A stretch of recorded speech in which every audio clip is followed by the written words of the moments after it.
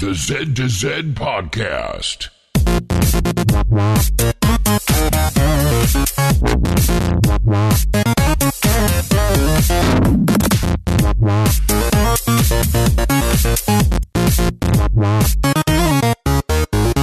Good morning, good evening, or good day, and welcome to the Z to Z Podcast, the home for Xbox achievement hunters and gamerscore junkies.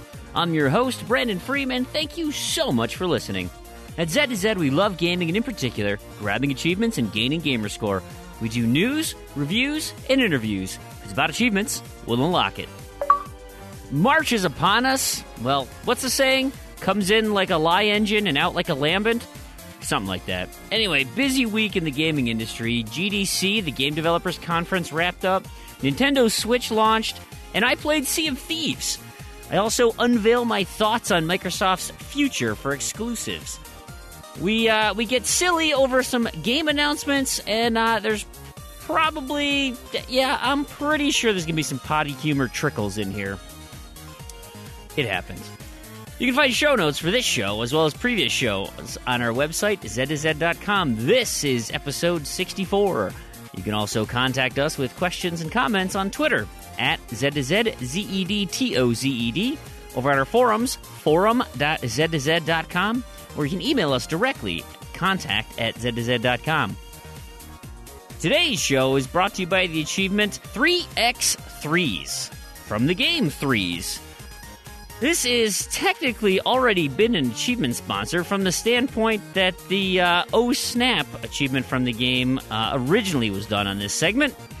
Well, with the death of Snap Mode, the devs went ahead and changed the requirement and the name to 3x3s. Simply play 3 games. I mean, granted, the first achievement with the Snap Mode was also very easy, but there you have it. Discontinued no more. So apparently you can fix achievements and change them however you see fit. Discontinued? Please get out there and fix your games, developers. Special thanks to developer Hidden Variable Studios and publisher Servo. And if you are fantastic listeners have a suggestion for an achievement sponsor, let us know. You can contact us Twitter, of course, at ZZZEDTOZED. You can come chat with us over at Discord, discord.me/Z2Z. Or, you can even leave it in a podcast or iTunes review post. So, hey, before we get started with my co-hosts, I have a quick announcement that, Tarragon and I have talked about, everybody on the show has talked about, and we are going to begin implementing next week, so not this show, but for our next show that we record, we are going to have our community feedback of the week. I don't know, some sort of clever, if you guys can come with a clever name, that might actually get the prize. What we want to do is reward whomever in our community can provide us with either the best feedback, the best review, the best content. Yeah, could be an image, could be a song, could be whatever. Anything that we put on the show that we feel is the best effort of the week, we are lining up to give you some sort of recognition, or gift or game code or something. So we're going to ask anybody out there who's listening, if you like the show, and if I know so many of you have already sent in and had such kind generosity toward us and done some amazing things as part of the community, we would love to hear about it. If you got a funny email, a great question, whatever, anything to engage with the show, we would love to get your feedback, and we'd like to, incentivize you as well. So, starting next week, take a look. I gave you so many ways to get in contact with us. So look for my post in my friend feed on TA, Twitter, wherever. Engage. We'd love to hear from you. So, with that being said, let's pull in the rest of my co-hosts. All right, everyone, we got a great show for you tonight. We got a nice crew with me. Of course, we've got Tarragon. He's over here. How are you doing, Tarragon? Good. Yourself? Wonderful. Thank you. Randy's with us. How are you, Randy? Yeah, perfect. And Proulx. The usual. How are you doing, Proulx? I'm doing great. We had Damien for a touch. You'll hear from him later in the show, but he had to take off. Of course, baby stuff. So let's get into it, guys. Oh my gosh, we got a busy week. Tons of stuff in the news today. GDC, the Switch, all sorts of things happened this week. We'll see where this show devolves into. But, man, before we get started, why don't we hit up our wins of the week? Proulx, why don't you get us started? I would love to. So here's the thing, right? There's been plenty of negative talk on this show about Rock Band 4, and some of it even coming from me. So I'm a little guilty of it. And did any of that come from me? I think maybe some of it, but you will be included whether you want to or not in this positive aspect of Rock Band 4, because Tuesday night, I think it was Tuesday night. It was Tuesday night. Yeah, the March random to-do list achievements came out, and Tuesday is usually when me and this same group of people are still trying to get this Endure achievement in Halo 3 ODST, and we went another week not getting it. In fact, failing quite early this week, and we just kind of said, forget about it. We'll do it again. So, and it was right around that time that the random to-do lists came out, and one that I had was for Rock Band 4 to get 1,000,000 points in a song, something you can't do solo. I mean, you may be able to if you're like perfect, and I don't even know if it's possible, but I don't think it is. So I'm like, okay, well, I can do this now because we can play online, because the gods at Harmonix have gifted us the ability to play with our friends. Barely. So me and Randy and Big L and Matriarch all got into a party, and we played Rock Band 4. And you know what? For all the complaints that we have, and believe me, they're fair and just, and there are many. I've still got some complaints. But yes, and it didn't even go smoothly.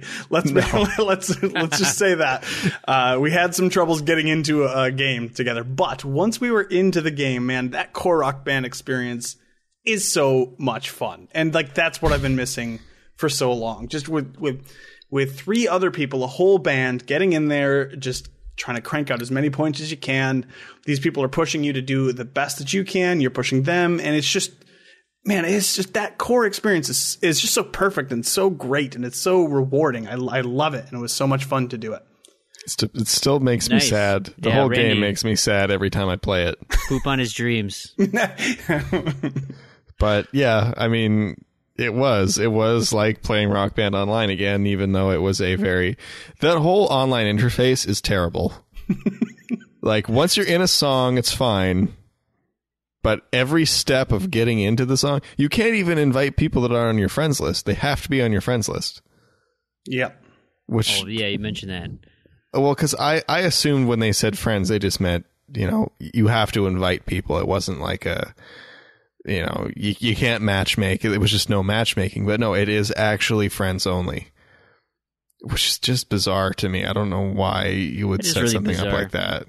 Yeah. I mean, I get the no matchmaking because that involves like doing more work, but the friends only thing is, I don't know. I don't get it. It's very strange. Nice. Well, why don't you tell us about your win of the week then, Randy, if it's not the Rock Band 4 experience that Proulx had. It was not the Rock Band 4 experience. It is.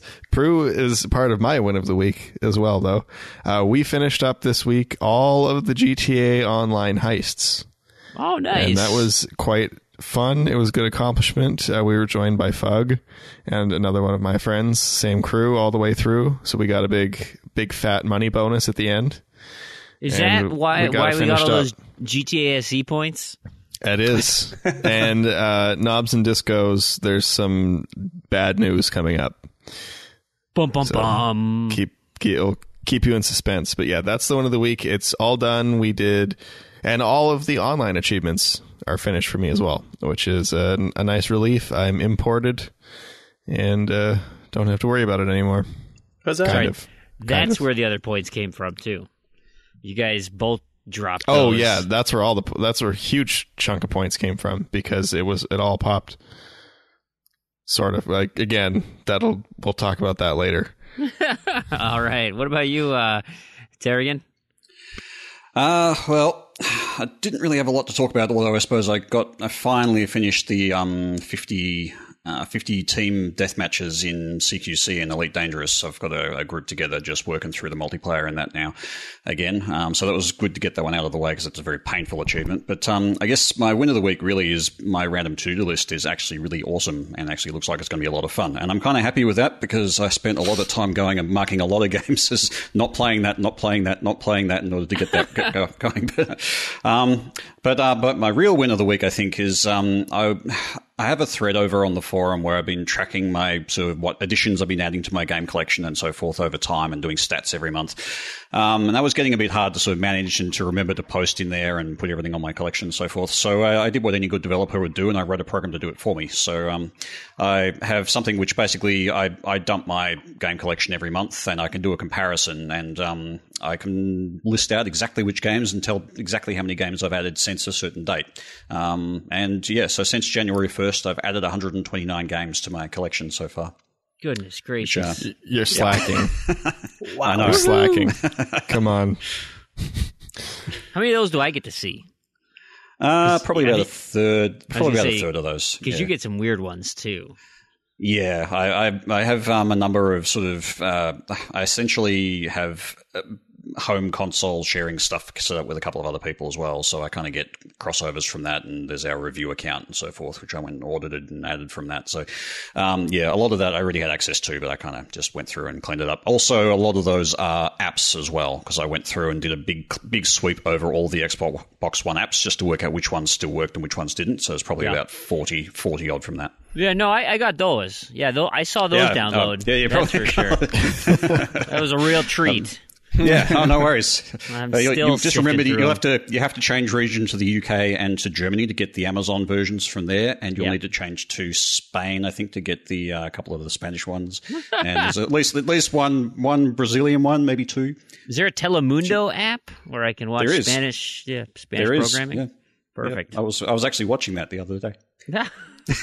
You big soap fan, huh? At my work, like when I go for my second lunch, it's after all the second lunch. Hang on a second. Second lunch. Remember, because I eat like six meals a day, like a small 300 calorie meals. Oh, okay. Right. So I have breakfast, first lunch, second lunch. You are literally a hobbit. Second lunch, man. Do you get an hour for each meal? For each tiny meal? No. I don't. Okay. No, I skip. I eat right through. It takes me like 5 minutes to eat what it is. It's like 300 calories. So it's like English muffin with peanut butter on it. That's 300 calories. A yogurt with some chia seeds in it, 300 calories. So I just eat every 2 to 3 hours.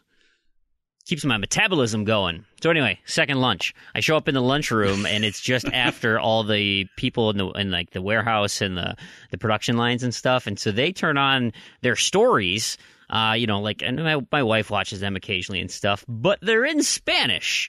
So like the American actors with horrible dubbing in Spanish over them, and it's like that's not what that person's voice is like. And anyway.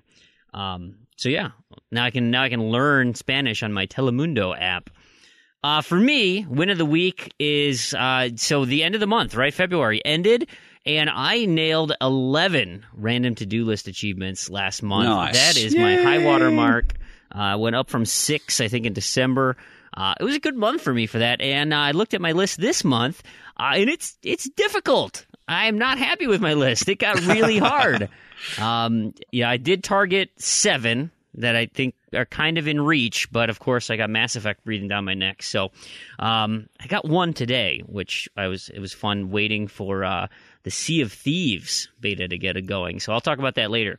Let's move into the rest of the show here. We got tons and tons of feedback left over. I'm going to hit up my friend. No, I won't do my friend feed first. We got a question here. Who does this question come from? Which one? The one. Okay, so here's the question: what are good starter games for newcomers coming into gaming? Into gaming in general, or Xbox? Well, I mean, we are an Xbox podcast, so in theory, it should be. I don't know. Gaming in general will be really interesting. Lego. the Lego games are good, particularly because you can play them as co-op and they're not too challenging for people to pick up if they've never really played games before. That's the one I usually point to if people are sort of trying to get people involved in their gaming. But and I think even if you only have a cursory understanding of games, 2D platformers are pretty approachable. That's what I was going to say. Like the old, just like the old Sonic games. Yeah. It's or if you those are great. Like they're so easy to figure out. They're so easy to play. They're fun. Yeah, or puzzlers or something like that. Yeah, I mean, yeah. Do we really think he's talking about gaming in general? Because that's really broad. I mean, so let's put it this way, right? So if I think, let's talk Xbox gaming, right? So I think what we mentioned was kind of those are good into console gaming per se. I think one where maybe not console gaming, but the electronic interface. Just to gain a comfortability with using digital media to, have some fun, are those party games like Jackbox Party Pack, those types of things. Those are great for non-gamers to get like their toe in the door because they know how to work a smartphone. And so now you can kind of approach them and say, look at all these cool, video games aren't just nerd in his basement, yelling at mom to keep it down. It's a much broader scope now, and so this is how we, these are some of the things that we use to interface with technology, apps on our phone, cool games that we can pull people from all over the place, not just connecting basements across the world. Telltale games are also really good because they're essentially TV shows in a lot of ways, and literally when you have to do stuff, they give you button prompts. So if somebody coming from watching TV or something like that would very easily be able to translate. Yeah, I'm just wondering, because I don't have enough experience with the game to know for sure, but others can tell me, but maybe something that's easy to actually get into, even though it's difficult to master, might be something like Rocket League, where it's just quick and easy fun that you're not going to get too swamped with, particularly if you're playing online with a friend or something like that. I'm just trying to sort of think of games that are more games and less sort of visual novels. I'm going to, and I'll come back and report on how it works with my wife. But I am going to try Overcooked with her. Oh, so much fun. I know. Like, I've played it with my kids, and, my kids they can't grasp all of the spinning plates, essentially, that you have to do, right? You got to cut the vegetables, put it on here, make sure it doesn't overheat, do this, do this. There's so many things going on. Totally frantic, but it's very approachable. And so and that's where I think my wife would have fun with that because it's literally 2 buttons. Right? You only have to know 2 buttons and a stick to move. You're not controlling a camera. It's not a third-person controls. It's just so easy and straightforward, yet it can be so maddening if you, so that kind of goes to your Rocket League thing, right? It's easy to pick up a controller and play it because it's a very simple concept, but boy, to get good at it, that's a high skill ceiling. Yeah, I would push back against Rocket League only because you kind of hit a wall in progression very, very early of fun. Yeah, fair enough.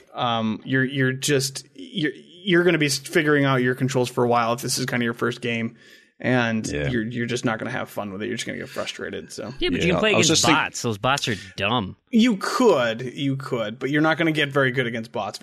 It'll take a long time even then. Yeah, it just would not be my first. You're gonna get frustrated when you play a 20-minute game and never hit the ball. Yeah. I sort of wonder if games that don't have a strong reliance on the camera control, because I find people who aren't used to the 2-stick controller and moving with one, moving the camera with the other, if they're not used to that, that can be very overwhelming. And often I find when watching people who are new to that, they kind of get stuck and they forget they can even use the camera. Right. Whereas it's natural for us. So games that don't rely on that second stick for the camera movement or only minimally, that's probably the way to go. So even the later Lego games suffer from that a bit because you need to move your camera around a bit. But they sort of avoid it for a lot of the in-game levels, I guess, the main levels. I'm just kind of thinking too, like, you know, you guys brought up a lot of multiplayer stuff, and I'm just kind of thinking like my intro to multiplayer gaming was mostly stuff on Nintendo 64, which had that benefit of like a lot of those points that have kind of brought up, where it's very simple to pick up, has a lot of mastery, little reliance on camera. Like I'm thinking like Mario Kart, Super Smash Bros, GoldenEye when you get a little more into it. It's just like, and when you're just playing with friends, like if you're not playing with somebody who's like an expert, if you're only playing against people that don't know what they're doing, you all have fun. Yeah, and to be fair, fun. Nintendo is definitely the best developer at this. I think they keep it in mind for a lot of like their first party stuff is literally easy to pick up and you know, more complex to master. Like I'm just thinking like Super Smash Bros is like anybody can play that game. Yep. And as long as you're not playing, and like the skill cap is super, super high, but as long as you're not playing against like tournament level players, you're all going to have fun. Because, like, you know, people are going to fall off the edge and, you know, still get knocked out or whatever. Put a bunch of items on. Throw Pokeballs absolutely. at each other. Yep. Hey, speaking of Nintendo, right? The Switch just came out. Proulx, have you own one yet? Where's your Switch? I don't own one yet. As far as I know, you're like the biggest Nintendo bobo I've ever seen. Come on, Zelda, 10 out of 10 everywhere, man. Come on. That's GTA 4. That's the lie engine. As far as I'm aware, Smash Brothers is not out on it yet, so I think I can hold off a little while. I mean, I'm sure I'll get one eventually. I have both a Wii and a Wii U collecting dust on my entertainment center. I will get one. You'll get the Switch to collect dust on your entertainment center Yes, eventually. exactly. Well, see, the Switch can collect dust in two places because it's a mobile console, too. That is true. And in fact, my 3DS would be collecting dust if Pokemon hadn't just come out. The stand can collect dust, and then you can leave the tablet piece somewhere else. See which collects And dust disconnect faster. the controllers. See, my son is, I mean, he's already lobbying for birthday and Christmas with the Switch here. Because I told him, look, Dad's not buying it. So you're interested, you spend your own money, buddy. He's like, oh my gosh, how am I going to do that? That's too much. I'm like, that's a lot of money that I don't want to spend. I have $300. I can find a lot of better things to do with $300 right now within 5 games. How do you launch a console with 5 games? It blows my mind. It's funny. This kind of came Welcome up to in Discord. I don't know if it was yesterday or a couple days ago, but we were talking about launches a bit, and I actually there's a Wikipedia page that has a breakdown of each console and the launch titles that came with it by region. And the Nintendo 64 in the US had 2 games. Japan had 3. There was the same 2 plus 1 Japanese game. But it's actually not really that uncommon for up until kind of more recently for a console to only have like 5 games. But I remember a very small handful of games when it comes out. I mean, I remember when Xbox One, 360, and you go back and you look at those launch lineups, and there were like, 15 to 20 games or whatever. You're like, oh my god, look at that! I don't know if it was that many. It was probably like 10. Well, okay, when I say launch, I mean like within the first 2 months. Oh, okay. I'm looking like this list was launch day. So this is the number of games that came out when the console came out. But I remember the 360, like, at least to me and like among the people I knew, the 360 seemed to have a really kind of low adoption rate initially. Like, because there was not really anything for it. There was Perfect Dark and Cameo and Call of Duty 2. Yeah, Call of Duty 2, and then everything else was just like stuff that came out on other consoles anyway. Yeah. So nobody really cared. There was all of the like overheating, catching on fire issues. And yeah, so it was a long time where there was just nothing substantial on the console, so nobody cared, nobody got it. But I mean, that's kind of normal though. But right. Even with the 1, I mean, like, we're talking. Oh, the 1 had nothing. Yeah, we're talking. Tarragon made the joke about Zelda, but I mean, Zelda is a game that will sell consoles on its own. I don't think the 360 or the 1 had games that were like, so I need to buy this to play it, like that were so impressive or so amazing. The thing with the 360, hey, come on, Loco Cycle, man. Loco Cycle. I think the thing with the 360 is it had 2 rare games. that would have been just the fact that was still when Rare was like significant. I mean, they're kind of coming back, but I mean, let's face it, they had a lot of downtime where they were they still had a lot of not significant. Yeah. And we'll see if they come back. I don't know at this point, but anyway, 2 Rare games when they were still relevant, both coming out on launch day. I mean, neither of them. Perfect Dark Zero, I'm still not going to say it's a bad game because it's not, but it's not for everyone. We'll put it that way. And Cameo, both of those games suffered the same issue where they just went through, like, they were both being developed for, I think Cameo started on N64, being developed for N64, Perfect Dark Zero, GameCube, then brought over to the original Xbox, and then to 360. Like, it's a mess. So, but just clarify some information there, because I did find that Wikipedia page. The Nintendo Switch actually has 10 titles available at launch in North America. It's got 15 in Europe and 16 in Japan. So wow, that's actually pretty good. But I suspect some of those are just downloadables. It's things like Shovel Knight. There's actually 2 versions of that. Yeah. So yeah, it might have 5 retail games perhaps, and then the rest are downloadable. Okay. Yeah, that makes sense. There you have it. But, thank you, fact checker, trying to make me look bad. And with the Xbox I shoot from the lip, man. I say something and I deal with the ramifications later. But yeah, I think that's a good point with the Xbox One too. Is like that was my issue with the One, and all the issues I have with it is there was nothing on there. I got the One and Dead Rising 3 the day it came out, and I didn't play it. I didn't play it for months. I didn't play it until Wolfenstein came out, and I could have played that on 360, and it looks pretty much the same. So it's like, because, you know, I didn't play it, and then I didn't play it again for months after that because there was nothing there. Like, Dead Rising 3 wasn't that big of a deal, and, like, Rise, I guess, was, I don't know. And then Forza is just another Forza. But I guess lots of people like Forza. I don't know. It just, the launch lineup and the first year was very, very weak for the One, it seemed. Yeah, it took a bit to get going. Killer Instinct, Forza Motorsport 5, Dead Rising 3, they were all out on release day. Oh, that's true. I forgot about Killer Instinct. That one was kind of significant. And a lot of people were like looking forward to Titanfall in March. Like that, you know, that was right around the corner. And so they got it for Christmas, grabbed some garbage things at the beginning, and then got ready for Titanfall. Yeah. Again, not but launch. Still, I mean, that's kind of the same thing. Like, you get it and then don't play it for 6 months. Yeah.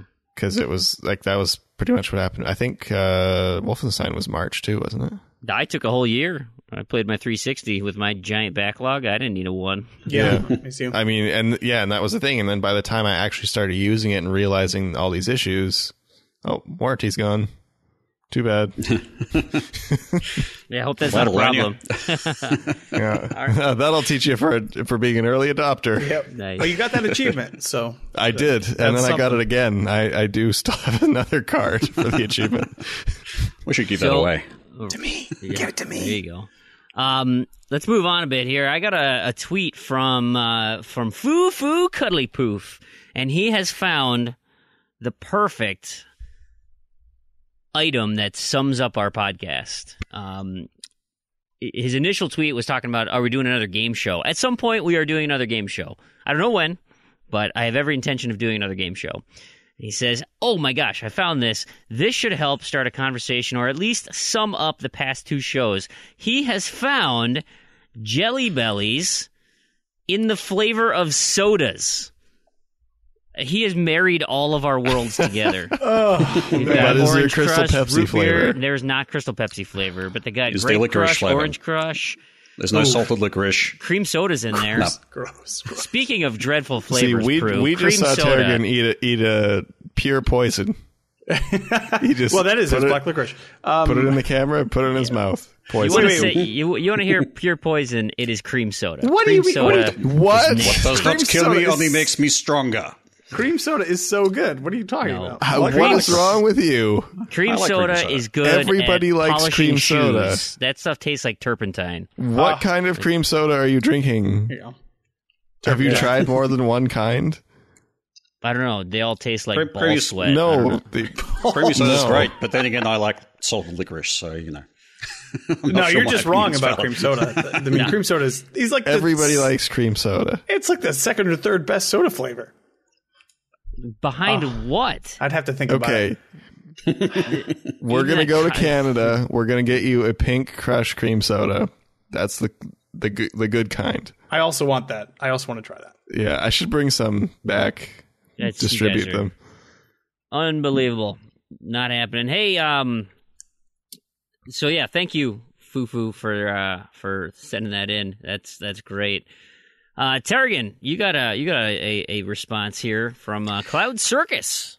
Yeah, I was having a conversation with him just about some Japanese stuff because he's actually in Japan, and that was a while ago. And I just mentioned that, I've got a podcast now. Maybe you should have a listen because he used to listen to the AHP podcast, and I think he sort of drifted off and he didn't have anything to do to listen to that. But he basically just came back and said, "Hey there, just started listening to the podcast the other day. It's really good, very professional and entertaining. We'll continue to listen." So that was kind of nice just to get someone from the old days essentially back on board with the new podcast. So Yeah, that's fantastic. Thanks, Cloud. That's thanks for the feedback. Super appreciative. Now we're not unappreciative, and so we got some bad news here. So I got a tweet, or not a tweet, a DM from McLovin Legend, and I just want to give him a shout out on the show. He generously donated a code to us, and then we totally forgot to do something with it. I think every show Tarragon and I talked about, this is what we should do. We got all these really great ideas. We should do this, and then never did anything. And so I feel super bad about it. So anyway, McLovin, again, we totally appreciate you listening to the show and spend some time with us. And we'll do better, I promise. And in other terrible news, this happened a few weeks ago, and I'm not sure any more details had come out, but we want to just talk. We talked about mental health in gaming a few weeks ago. We had Dr. Jennifer Hazel on, and here's another one of those things where the negative side of gaming comes through. And of course, it was the news story where that World of Tanks streamer passed away during one of his 24-hour streams. He had apparently done a bunch of very long gaming session streams, and during one of them, he went out for a smoke and never came back. And so, I don't know the underlying conditions. I don't know exactly what the cause of death was attributed to at this point, or whether or not they'll release that. But,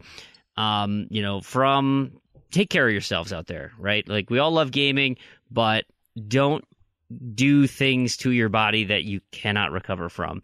And of course, this is me saying, too, when I'm getting 4.5 hours of sleep a night because I want to play games and I still have other responsibilities to do. So, be safe out there, be smart with your game time. You don't want gaming to shorten your life.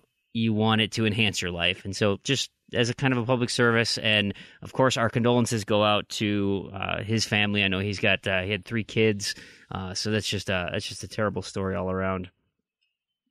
I'm not sure if any of you guys have seen any other follow-ups to that. I'm sure. No, as you were talking, I was just looking to see if there was anything, and there seems to be not much after Feb 25, so there's no. I mean, no in theory, I would think see. they just kind of like, hey, let's let the family have their private moments, and just try to get past this tragedy. So, anyway, absolutely no good segue there, but we'll move into news. Just kind of, then, as I mentioned at the top of the show, there's a ton of stuff going on in the world of Xbox this week. I think the biggest thing. And I got a bunch of, hits on my friend feed regarding it, but was, what are your thoughts on the Xbox Game Pass? Of course, the Game Pass was announced on Twitter on Monday, I think. Phil Spencer tweeted it out, and man, it got everybody excited, absolutely excited. Ultimately, it's like EA access for all publishers and developers. As of now, they've claimed there's going to be like hundreds of them in the near future. I know the you can get a little taster on the preview right now, and I think there's 15 games on there right now. 10 or 15, I think. 10 or 15. Really, what you're seeing they're all backwards? No, they're not all backwards compatible. There's many backwards compatible games and games with gold that are offered for free, or games that have already been offered for free. I know, like Halo 5, I think was on there. I think the intention was that it would just be essentially a rotating library, and I've even heard Phil Spencer talk about it being some publishers may release first to that particular model as well, kind of do the Netflix model where they publish to the streaming as part of their release model rather than going the regular retail route as a possibility. So I can't say we know exactly how it's all going to play out, but it's a very interesting development for sure. And I think something that was interesting was GameStop's stock price tanking. Yeah, as soon as this announcement happened, the news came out and just plummeted. Which to me, something like 18%, but of course they'll recover that. But it was just really funny. Like to me, with that, it was just like that. Just seems like people not understanding stuff. Like GameStop is so diversified into a bunch of other stuff now that like it seems like they hardly even sell games anymore. I mean, yeah, you can still go there for your consoles, and at the same time, like these are like old mostly digital only games anyway. But case in point was when Nintendo's stock prices flew because of Pokemon Go. And when people just didn't do the research. Are you saying investors don't know their stuff? Is that what you're saying? Or? The investors panic buy or panic sell? No, it's good money making opportunity on the GameStop one, I'd say. Investors are completely logical beings that only respond to real information that has an actual effect on companies that they're buying or selling from. And nothing weird ever happens on Monday or Friday. It's all totally logical. Yeah, absolutely. Yep, completely. X Towers asked about the Game Pass, and he was wondering if that Game Pass was going to work for console sharing. He said that might make Moochhole happy. Thanks, X. Appreciate that. That's a funny name. But thankfully, and we had the answer, but Rocker Dude jumped in too, and he said that Aaron Greenberg tweeted himself that it'll be shared like Xbox Live. So does that mean yes, it works, or it's home console, away console, or how does that work? Because we're sharing consoles. If you didn't have Xbox Live, would you have Xbox Live because your console is my home? Yes, so, you would. In that case, you would both have Xbox Live. So how it works? Because I take advantage of this all the time on backwards compatible stuff when I'm multi-boxing. It's great because it means I don't have to pay for more accounts. If you have a home console that the home account is gold on, every account on that console is gold. And if that person is away, so like when I go to Canada, I have a 360 there and I usually bring my one, and my friends come over and they have silver accounts. They don't really play online much, but we like to play Halo. So, we'll usually have two screens going. I'll be on the 360 because I have gold, and they'll be on the one because they have silver, and we can all play online together because that's a home gold console and I'm gold. So it's kind of just like licenses work with games. They work on the home console, and they'll work wherever you're signed in. So when I was having EA Access, because I can use your EA Access, right, Tarragon? Yes, so you can use most of it. You can't get things like preview games and things like that. Because I was trying to play something off of EA Access, and it was giving me the big middle finger, and I was like, what the? But that might have been the same time that Xbox Store was just completely falling apart. Like this last week, because I couldn't do anything. I'm trying to remember what the hell the game that was that I was trying to... was it Mass Effect 1? Maybe it was Mass Effect 1 I was trying to pull from there. It's in there, isn't it? Or no, that's just generic backwards compatibility. That's a Microsoft IP. That's why I couldn't get it. It's 2 and 3 are EA owned. Oh, okay. Yeah, that's why. Anyway, I was trying to download it this week, and of course that was when all the big old issues happened, so I had to dig out my hard copy and download it on... it's the worst. I know, right? And I had to take my Destiny disc out of my console to put in the Mass Effect disc. Oh, your Xbox breathed such a sigh of relief when you did that. Let me tell you, total travesty. It's like it had this thorn in its side all this time. Like, I can breathe again. Thank you. Please, put something good in me. Does the Game Pass do anything for you guys? I mean, we've talked about this a lot in Discord with just what's being offered from the games. How many of these games do you own, Tarragon? I think from the initial list that they showed there, it was only one that I didn't have. And so if that was the initial offering, which it won't be, if that was the initial offering, it's not much value to me. However, it'll depend on the price, because the price that's been given has been the US price, and I've got no sort of idea on what the Australian price will be. It's probably going to be like that like and a half 20? again. Yeah, it's probably going to be like 16 or something like that Australian. Yeah, which is a lot. Per month, and it would sort of depend. I think it's not going to be a lot of value to me simply because I've got so many games already. Yeah. But I can see I would have said the same thing about EA Access for you, though, and for some reason you went and bought that. I think because I was finding that I was buying a lot of those games and not playing them, and then they came out in the vault, and I was like, why didn't I just get EA Access and then I just wait for the same amount of time that it would have taken to do this anyway? It's like, Well, and at least with EA Access, you get the perk of the early demo that you can play before you get the early demo, and you also get a 10% off on the game as well. So, for example, I can go and pre-order Mass Effect right now, and I get 10% off the price, which is and it's like if there was a game that I really really wanted to play, and I could just buy 1 month of EA Access for $5 or even $10. I mean, I would do that. You rent it for 10 hours 2 weeks in advance or whatever like that. That seems fair, and then you get the other stuff as a bonus. That's exactly what I'm going to do. I mean, I was hoping to do it before Andromeda comes out, but I'm going to play the Japanese version of Mass Effect 2, which is on EA Access. So at some point, I will be buying a month or possibly two of EA Access, and it's totally worth it for me because it's super cheap and really the easiest way for me to get access to it. In the same way, like that, I think I'll feel about this Xbox program. Like, I'd like to own the games that I play, generally speaking. But if there's a game that I don't care about that much and I only want to play it for 2 weeks, it's super easy or whatever. $10, quote unquote, as a rental is a pretty good deal. It's you play it at your own leisure and then just cancel if you need to. That's all I can see myself using it for. But but I'm sure plenty of people who don't have a lot of games already will get a huge benefit from this. Yeah, I suspect it'll be good. It'll be good for people who want to, particularly for people who say buy game or rent games and then get rid of them, and maybe they want to go and clean up a game in their collection. It might come out on the Games Pass, and they can just get it through the Games Pass quickly, do their boosting sessions, and get off it again.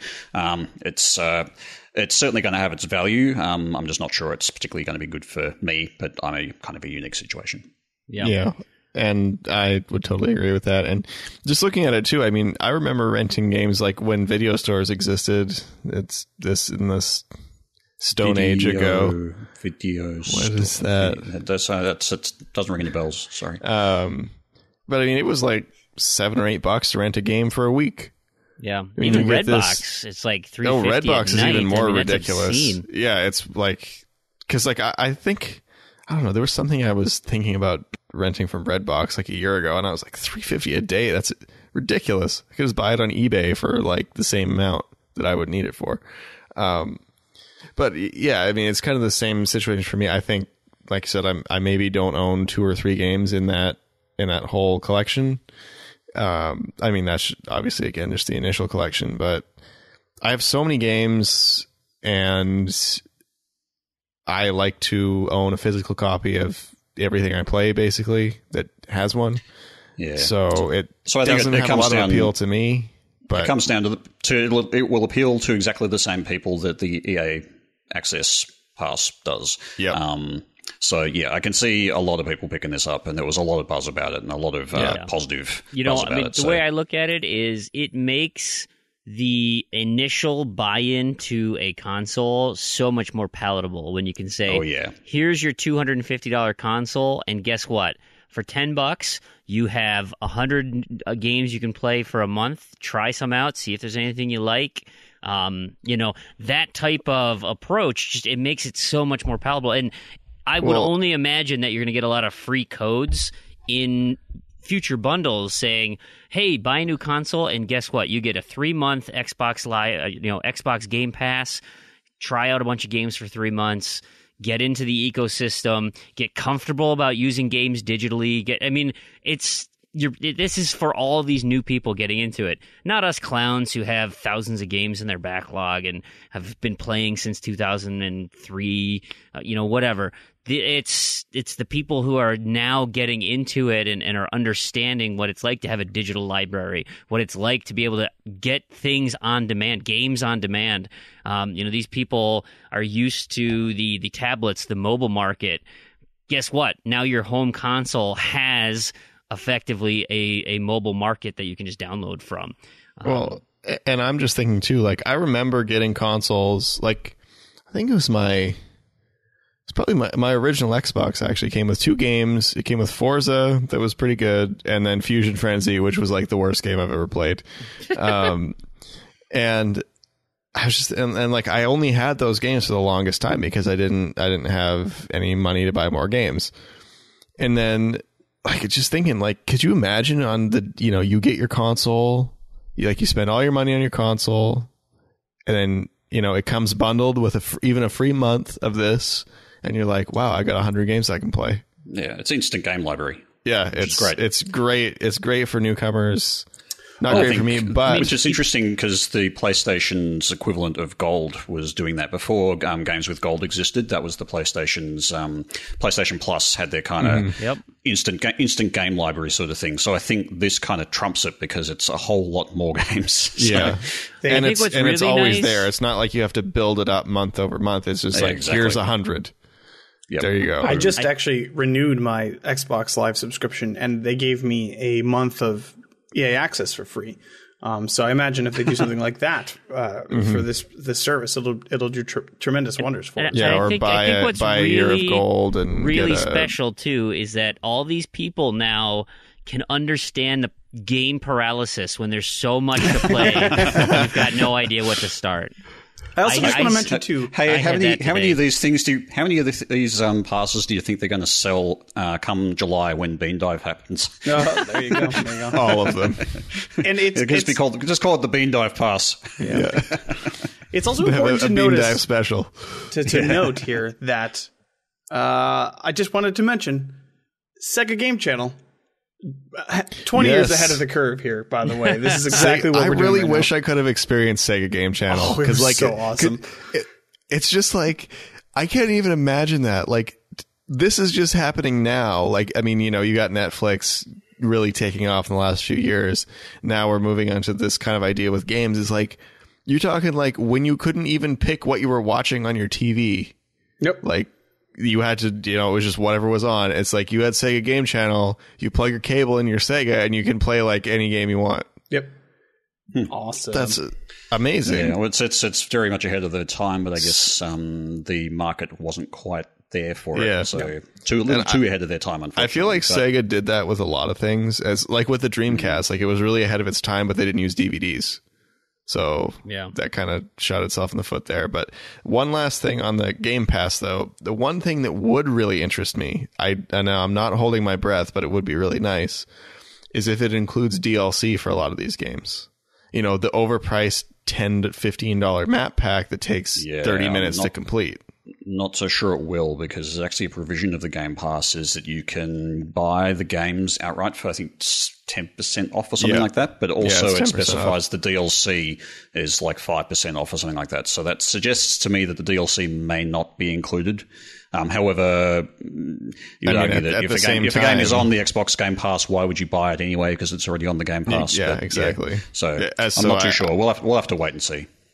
Yeah, I wouldn't... like I said, I'm not holding my breath, but it would sure be nice to be able to spend $10, every a couple times a year, and then just polish off a lot of this DLC that I don't actually want, but I just want to complete. I could definitely see myself using it for that purpose, but not much else. Do you think they'd offer a year subscription for it? Probably. There'd be a purchasing I mean, model where like a prepaid type deal. They do it with EA Access. So you get Right. a discount if you buy a year's worth. Right, It's the same, probably. same with gold, same with anything. Yeah. Yeah. Yeah. That's what, So this is big news for Shovelware Empire. Oh, I'm excited. The Microsoft has announced. I mean, this is a guarantee. This is an absolute guarantee that when Big Rigs is done, it's coming to Xbox. Ooh. Because Microsoft announces the Xbox Live Creators Program. They've opened the floodgates. All the shovelware in the world is now going to come to Xbox. Yeah, but no achievements, man. Yeah, No so achievements. it's kind of just like an app store for UWP that also works on Xbox. So it's... Yeah, you don't need to be approved to publish a game on Xbox. It's kind of like a more open version of the indies on the Xbox 360 that was kind of a huge failure. They were just kind of shoved off in this corner by themselves, and if you knew about it, you could go look for them. So they and the thing about those as well is that they were pretty much only in North America. Yeah. They never came to Australia. I mean, there was a couple I was interested in, but I just couldn't get access to them without screwing around with regions. Probably the same issue with the ID games, though, is just the cost. It's free. I mean, because I've been looking into this because of Big Rigs, because I have to look. It has to get rated if it's going to be on whatever, and it's getting something rated with the ESRB is actually free. So, I mean, it makes sense that all these games would only be published in North America because you don't have to pay. I think, Australia is like 3,000. Europe's similar. Yeah, but like $3,000. That's a pretty big commitment. Well, ridiculous. It's $3,000 for the size of the Australian market too. Whereas you paid $3,000 for the size of the European market and the cross spread of countries you've got there. That's a much more palatable cost. Whereas Australia, I can see why they get the short end of the stick because our size of our market's just not worth it. Yeah, it's like if you're picking one or the other. I mean, obviously you're going to pick Europe because it's, huge. Way more people. So Xbox Creators Program, they get kind of contained in their own shovelware pit. You could almost say a shovelware cemetery. Nice. And no rules. The only integration they have, so no achievements, no multiplayer. You can integrate Xbox social features, so that means you can appear as playing it. So if Big Rigs was there, your friends would all see that you're racing rigs and watching great cutscenes. And narrative story adventure, what do you call it? Cinematic racing adventure. That's right. So pretty much you can just sign into Xbox Live on these games, and that's about it. So I guess the benefit there to the smaller developers is you can test the waters in the shovelware pit, and you can then apply to ID. Shovelware pit. If we were to shorten that somehow, what would that come out to be? Shovelware pit. Something like that. Yeah. Okay. All right. Sorry. Go ahead. So you can test the waters there, and then you can transition to the ID program. So you can apply. You can publish through this creators program, and then apply to the ID program. And so the barrier to entry is much, much lower. They have to go through a few, there's a much lower certification requirement to get onto the creators program. ID at Xbox has a fairly high, I guess not. Well, it's much better than it used to be. But they've got reasonable checks and balances just to make sure that your code's not going to, completely blow away people's profiles and destroy their Xboxes and things the other thing with ID too is even just applying, you have to be registered as a business to apply. So you can't just it's not like Greenlight where you just stick something on there and then figure it out later. It's just to apply to the ID program, you have to be registered as a business and, provide your proof of concept. Got to be legit, man. So it's you can be legit and then send them Big Rigs and they'll accept it or whatever, because you've done all the things. It's a joke, obviously, but it doesn't seem like they're denying you on content. It's just, does it work? Yes. Okay. Yeah, I mean, look, if Goat Simulator and Soda Drinker Pro can make it there, then I think Big Rigs has got a pretty good shot. I think so too. I think there's a sea of difference between those two games, but this is only good news, right? For gamers in general, but specifically achievement hunters, right? If we're actually interested in like maintaining the integrity of this system, this is great because this is literally going to separate some of the nonsense out of the pool that we would. These people might try to get into the Xbox through the ID program, and now that they have an easier path, they're just going to go down that way, and we won't have to deal with it. And I don't know though. Yeah, but the thing is though that without achievements, people like us won't be buying those games. That's what I mean. Yeah, that's exactly what I mean. Yeah. But the thing is that I think that's sort of bad in some ways because they lose part of a market. I mean, probably achievement hunters are a small niche of the market anyway, so it may not make that big a difference. But I mean, certainly it's a draw for some people. Look at a game like Qbot that's sold. I'm not going to say sold because I'm sure a lot of people game share and everything, but I mean, there's more than 10,000 people just on TA that have Qbot. I mean, that you're a small game that's like $2, that's a lot of people. Yeah, because it's probably not breaking 100,000 copies, is my guess. I mean, I could be wrong. Well, the thing is, we don't know because $2 is kind of that price point where it's just an impulse buy. It's not something you really need to think about. If you've got the credit on your account and you're just like, oh, I want to play some kind of puzzle. Oh, what's this thing? Oh, yeah, $2, whatever. But that also. I think the issue is nobody's going to know what it is. You're not really looking around the store that often. Like you have to find it. I mean, $2 is really easy, but you have to be able to find it. And since we're achievement hunters and we look at this new game you can complete in 30 minutes and it's $2. We'll impulse buy it, but you have to be able to find it. And with the number of games on the store, that can be difficult, I think. I mean, I don't know because I don't browse the store and I don't even know how like normal people look for games anymore because I'm like so deep in the achievement side. So you plebeians, we call them normies. I don't know. Then again, I've never heard anybody say that the Microsoft Store is really easy to get around and find things that you want. No. And it got I wouldn't worse. be surprised if the store itself is actually getting in the way of a lot of sales simply because of its that's all going to change with the new update when you can do one button right to the store. Yeah, but that new there was store no problem is getting so to the bad. store. It's just the using new the store. Like the search results are nonsense 100% of the time. It's like you're searching for your Xbox. You wanted this music CD, right? Yeah, they need to fix that. That is no. Oh it's so bad. My wife was asking Suri about like a movie when a movie release date was. Like we wanted to watch Beauty and the Beast with the kids, right? And she thought it was already out.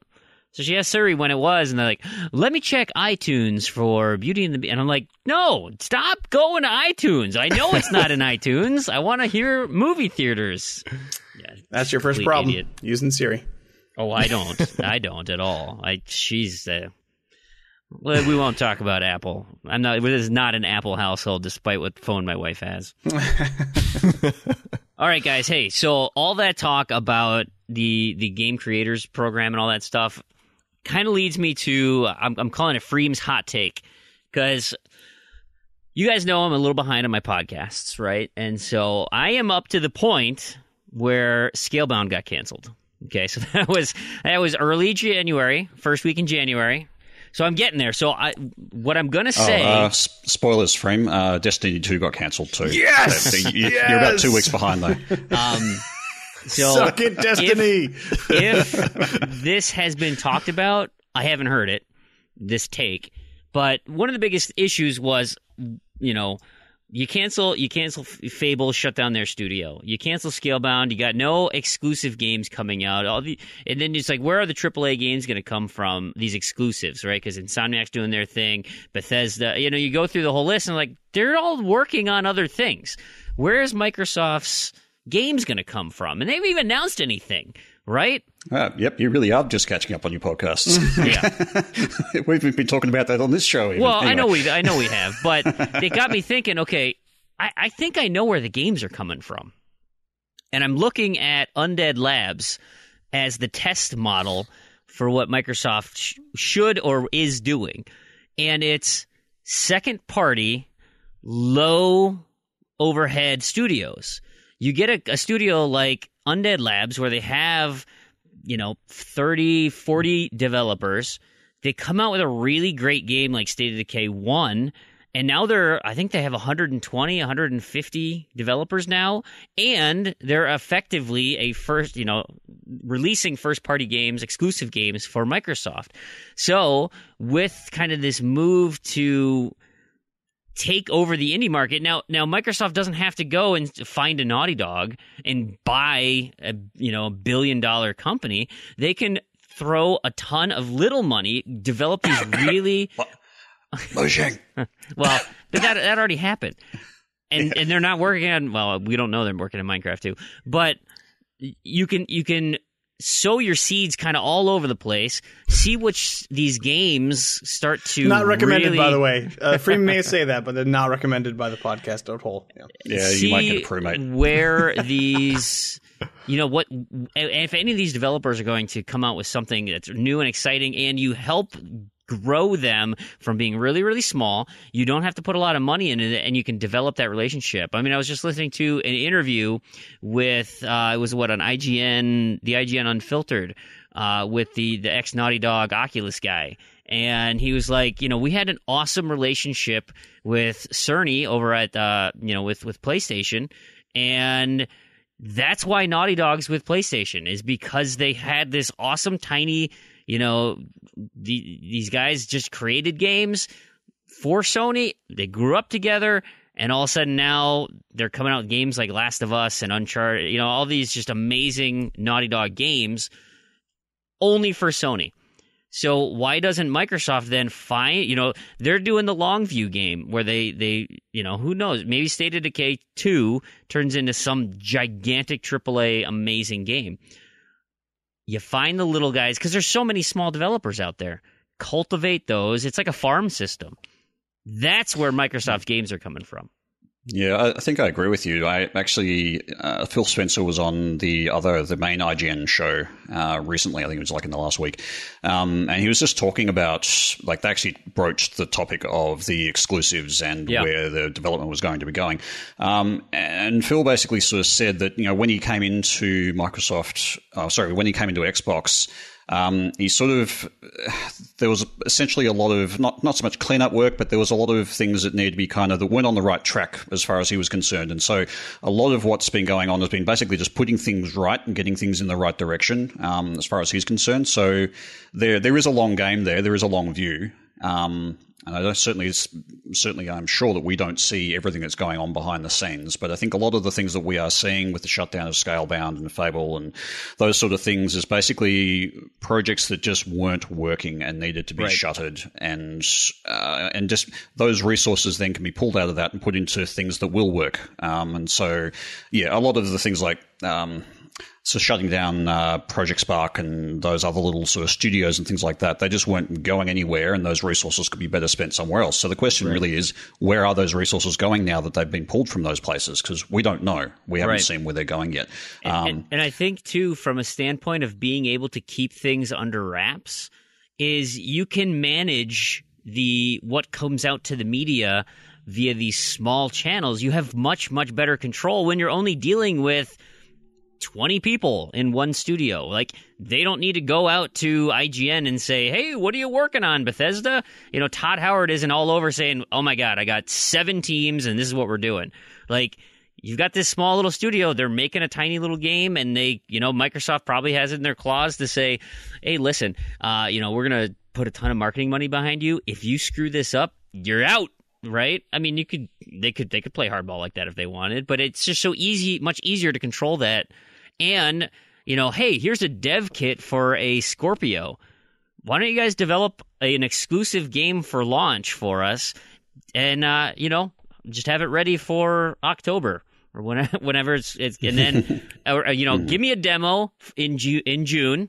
I'm going to show it on E3. Be ready in October for launch, and you can be a part of our flagship program, and we can come up with some creative marketing name.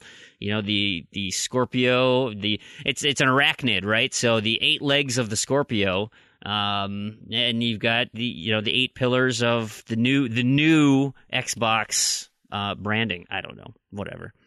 So you heard it here first. The next Xbox is called the Xbox Spider. Oh, please no. The Might. That's an arachnid, too. One of those new games that's going to come out for Scorpio, I'll go back on track with the big AAAs. Target leaked images of Shadow of War, Middle-earth Shadow of War, which people want to call Shadow of Mordor. Because it's confusing. It is the sequel to Middle-earth Shadows of Mordor. It is indeed the second one. I don't think it follows Talion, though. It looked like there was a different protagonist. Anyway, oh my gosh, I'm super excited about this game. They had a few... Okay, so in their leaked release, right...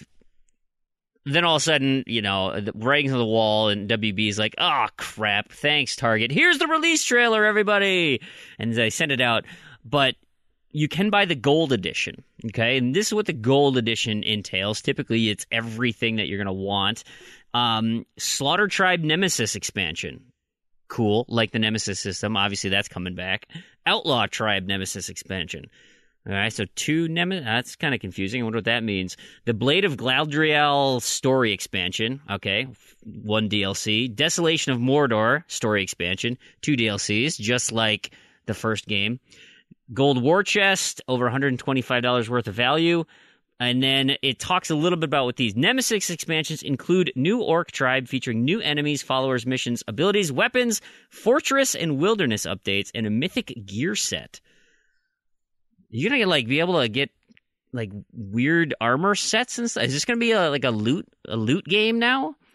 Story expansions introduce a new campaign, playable character, and abilities, just like the other game. And then finally, experience an epic open world brought to life in an award-winning Nemesis system. Forge a new ring of power, conquer fortresses and massive battles, dominate Mordor with your personal orc army in Middle-earth Shadow of War. This sounds like you are Sauron. It's like and it's almost like the bad side. What's his name? Oh man, how did I forget his name? Celebrimbor. Because when you that last DLC where you were Celebrimbor, you kind of overtook and had the orc army fighting for you. You branded all of them, and then you can essentially have your own raiding party. And I'm wondering if they're going to kind of play that up. And you send your orc army against another orc army that you might have different nemesis trees, depending on which tribe you're taking. I don't know. I'm really excited about this, though, which is always dangerous. We shouldn't get excited about games, right, Randy? No. So, see, I'm trying really hard to not get excited about Yooka-Laylee. I can't help it. It's so good. I can't wait. It was like, I should pre-order this. And I'm thinking, what am I saying to myself? What am I thinking? What is wrong with me? No, I should not pre-order this. You're getting the nostalgia bite, Randy. Be careful. I know. I saw that. I don't know if it's a real screenshot or if it's something somebody made, but it was like a loading screen. It was a comment. If cartridges were still popular, this would have been loaded by now. Which is just that's so in line with everything. It's just, it looks so good. That's hilarious. Obviously, you won't be able to see that on the Switch version. That's true, because it'll be loaded already. Speaking of screenshots, apparently there's been an Assassin's Creed Empire leak that's helping to confirm this Egypt area. I think they kind of blew up the text and found that it said Giza on there or something. Anyway, dude looks like a barbarian. He's got he actually kind of looks like Khal Drogo from Game of Thrones. I can't even say that name right. Anyway, are you guys excited about Assassin's Creed coming back this year? Do you miss it at all? No. Having just gone through Unity, and I've basically got that sitting preloaded, and I'm kind of like, I don't need to play another Assassin's Creed. I still have to play Assassin's Creed 1. It's just, I don't know. I tried to play Revelations a little bit, and it's it's the same thing. It just does not appeal to me at all. I'll play through all of it. one of my friends wants to do the multiplayer, and he like sent me a bunch of copies of them and stuff. So I'll do the multiplayer with him on the first up to Black Flag, I think. Whichever ones have multiplayer, I will do eventually. But it's just like, I don't know. They still just don't appeal to me at all. Yeah, absolutely. All right, this is one of my favorite stories of the week, and it was just silly because Mass Effect Andromeda is coming out, and so a lot of the news is coming out about what's going to be entailed, and of course people are really excited about it, and I am too.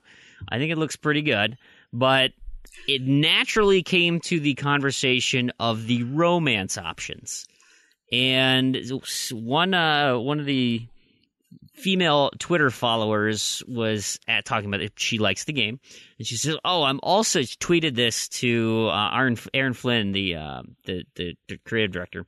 He said, "I'm also imagining my husband looking at me in disgust, saying, 'Is this space porn?' that feeling when you marry a non-gamer." To which he replied, "Yes, it's totally softcore space porn." Hilarious, right? Well, maybe EA didn't think so, and of course the apology train came. Now, there is nudity, okay? I mean, it was in previous games. There is nudity, especially with you look at games like, well, but Dragon Age had it, right? Yes, Dragon Age did have it. Yeah. Yeah. So I'm using Dragon Age Inquisition as kind of the test case here, the model. For where they're taking this, but he said, his reply tweet said, "Sorry, I gave the wrong impression. We have strong characters, great gameplay, romances, and more, dealing with mature themes." And then that woman's like, "I feel like I should apologize to you for getting you in trouble." He goes, No, it's my fault. I thought the word totally would convey the sarcasm, but it didn't. So that's missing sarcasm font. Yep. Hits again. Internet sarcasm. If you remember, when the first Mass Effect came out, Fox News ran a story entitled in parentheses, sex box, they called it. And they had a panel of experts, people who have clearly never played not only Mass Effect, but probably no games at all, who went on there and talked about how this was terrible and awful and the worst, and how it was showing some side boob and some butt. And, yeah. No, they were talking about showing it was like full graphic sexual. Oh, well, they were talking. Yes, yeah. Yeah, they were talking rubbish. It Jeff was just Keighley, like, I think, from Gamestop at the time, came on there and was like, "No, there's nothing like this going on." But it's this is just a Mass Effect tradition. We get on here, we talk about what kind of alien bits we're going to see on this game. And I mean, Saints Row 4. Nobody's talking about Saints Row 4. I mean, that's. Much clearly that came before Mass Effect. Yeah. It definitely was not a ripoff at all. The Witcher 2 had it right away at the beginning, and I was shocked. I was like, "What the? Oh, I didn't know that was coming." Oh, yeah, better put the kids to bed. Hey, yeah, hey. There was they were talking the rest of this article through Game Rant. They had mentioned that BioWare's already confirmed that there'll be plenty of romance options that will be willing to, quote-unquote, hop in the sack right away, while others will be interested in long-term relationships. So I'm excited. I'm excited to get into my Mass Effect 1 playthrough and see the romance. I was ready on Wednesday, guys. I was ready on Wednesday, and it just took too long to download. I'm so excited. Yeah. I can't help it. I can't stop being excited. Don't buy the Super Ultra Mega Edition. I'm gonna get it. I can't help it. It's happening. Nice. Is there anything else you're excited about? Things in the much further future, Proulx? So, Game Developers Conference happened, and they Gearbox was there, of course, talking about Borderlands, which is super exciting. I do love Borderlands. But to be fair, this is this was was very clearly stated to be a tech demo. And that's what it was. I mean, it was essentially a technical talk for all the developers there about the different stuff they could do in the new Unreal Engine. But Randy Pitchford, the colorful director there at Gearbox, was there, and he was talking about it. And it was basically like, guys, we're not officially working on Borderlands. but you're going to hear from us pretty soon. So, I mean, and they showed literally character models and stuff.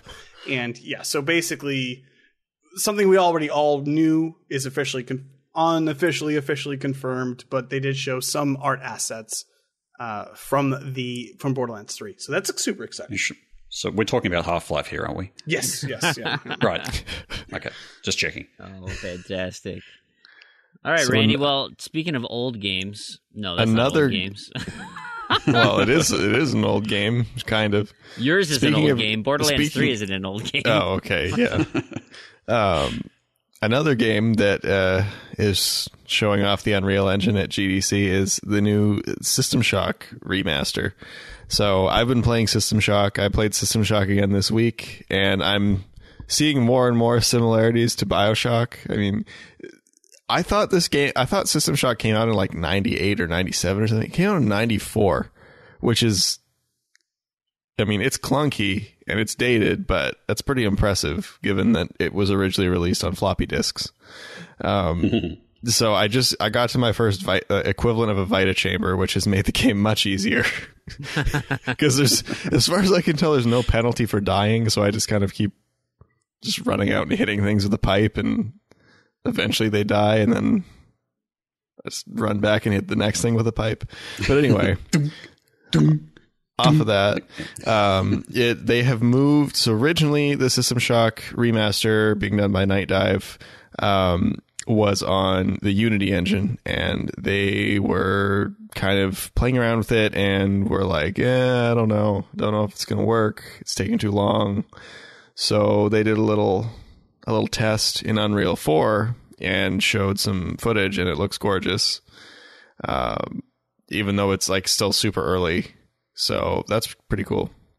So yeah, hopefully, it seems like Unreal 4 is kind of the way to go for like everything now. Yeah, I mean, even watching some of the tech demos when they Epic first showed that off. I mean, they did some really cool lighting and just texture effects. And anyway, yeah, wave of the future, man. Yeah, and it's coming to Xbox. So System Shock on a console. Nice. This next story, the reason I said old games is because I'm reading this article on old games. Randy's favorite developer, Volition. Boo. So you guys all know that Germany is notorious for not allowing games in their country. And so back in October, I didn't realize this. In October, and now just recently, Germany has given the green light to the 2001 shooter Red Faction and Red Faction 2. They are now off of the banned list after 15 years. Like, you know what? You're right. You can totally pull out your PS2 and buy these games in Germany now. Now, of course, PlayStation You can actually get them on Steam, though. Yeah, and PlayStation is doing their kind of, retro game library thing. And so that's probably the reason they actually push for it, is like, hey, Germany, do you guys still think this is inappropriate? They're kind of thinking like, why is it on there in the first place? But it was likely because of the the whole union workers unite kind of propaganda that was being said. They're like, we don't really want this in. I don't know. But yep, so you can bust out your PS2 and buy Red Faction and Red Faction 2 in Germany now. So are they actually selling like PS2 discs of these? I don't know. I just looked up. This means you won't go to jail for owning one. I just looked up the population of Germany, which is 80 million people. And of the entire population, how many people do you think care? Anybody? 6. About 6. 6 would be maybe 7. Would be reasonable. Okay. Yep. Because anybody that actually wanted to play it is already going to get it, however, either by changing regions or pirating it or whatever. It's like whatever, or just go to whatever the neighboring country and buy it there and come back because your consoles aren't region locked between neighboring countries. Oh, that's like what we do in Minnesota when we need to buy beer on Sundays. Because we have blue laws. Go to the next state. We have to go to Wisconsin to buy our beer on Sundays.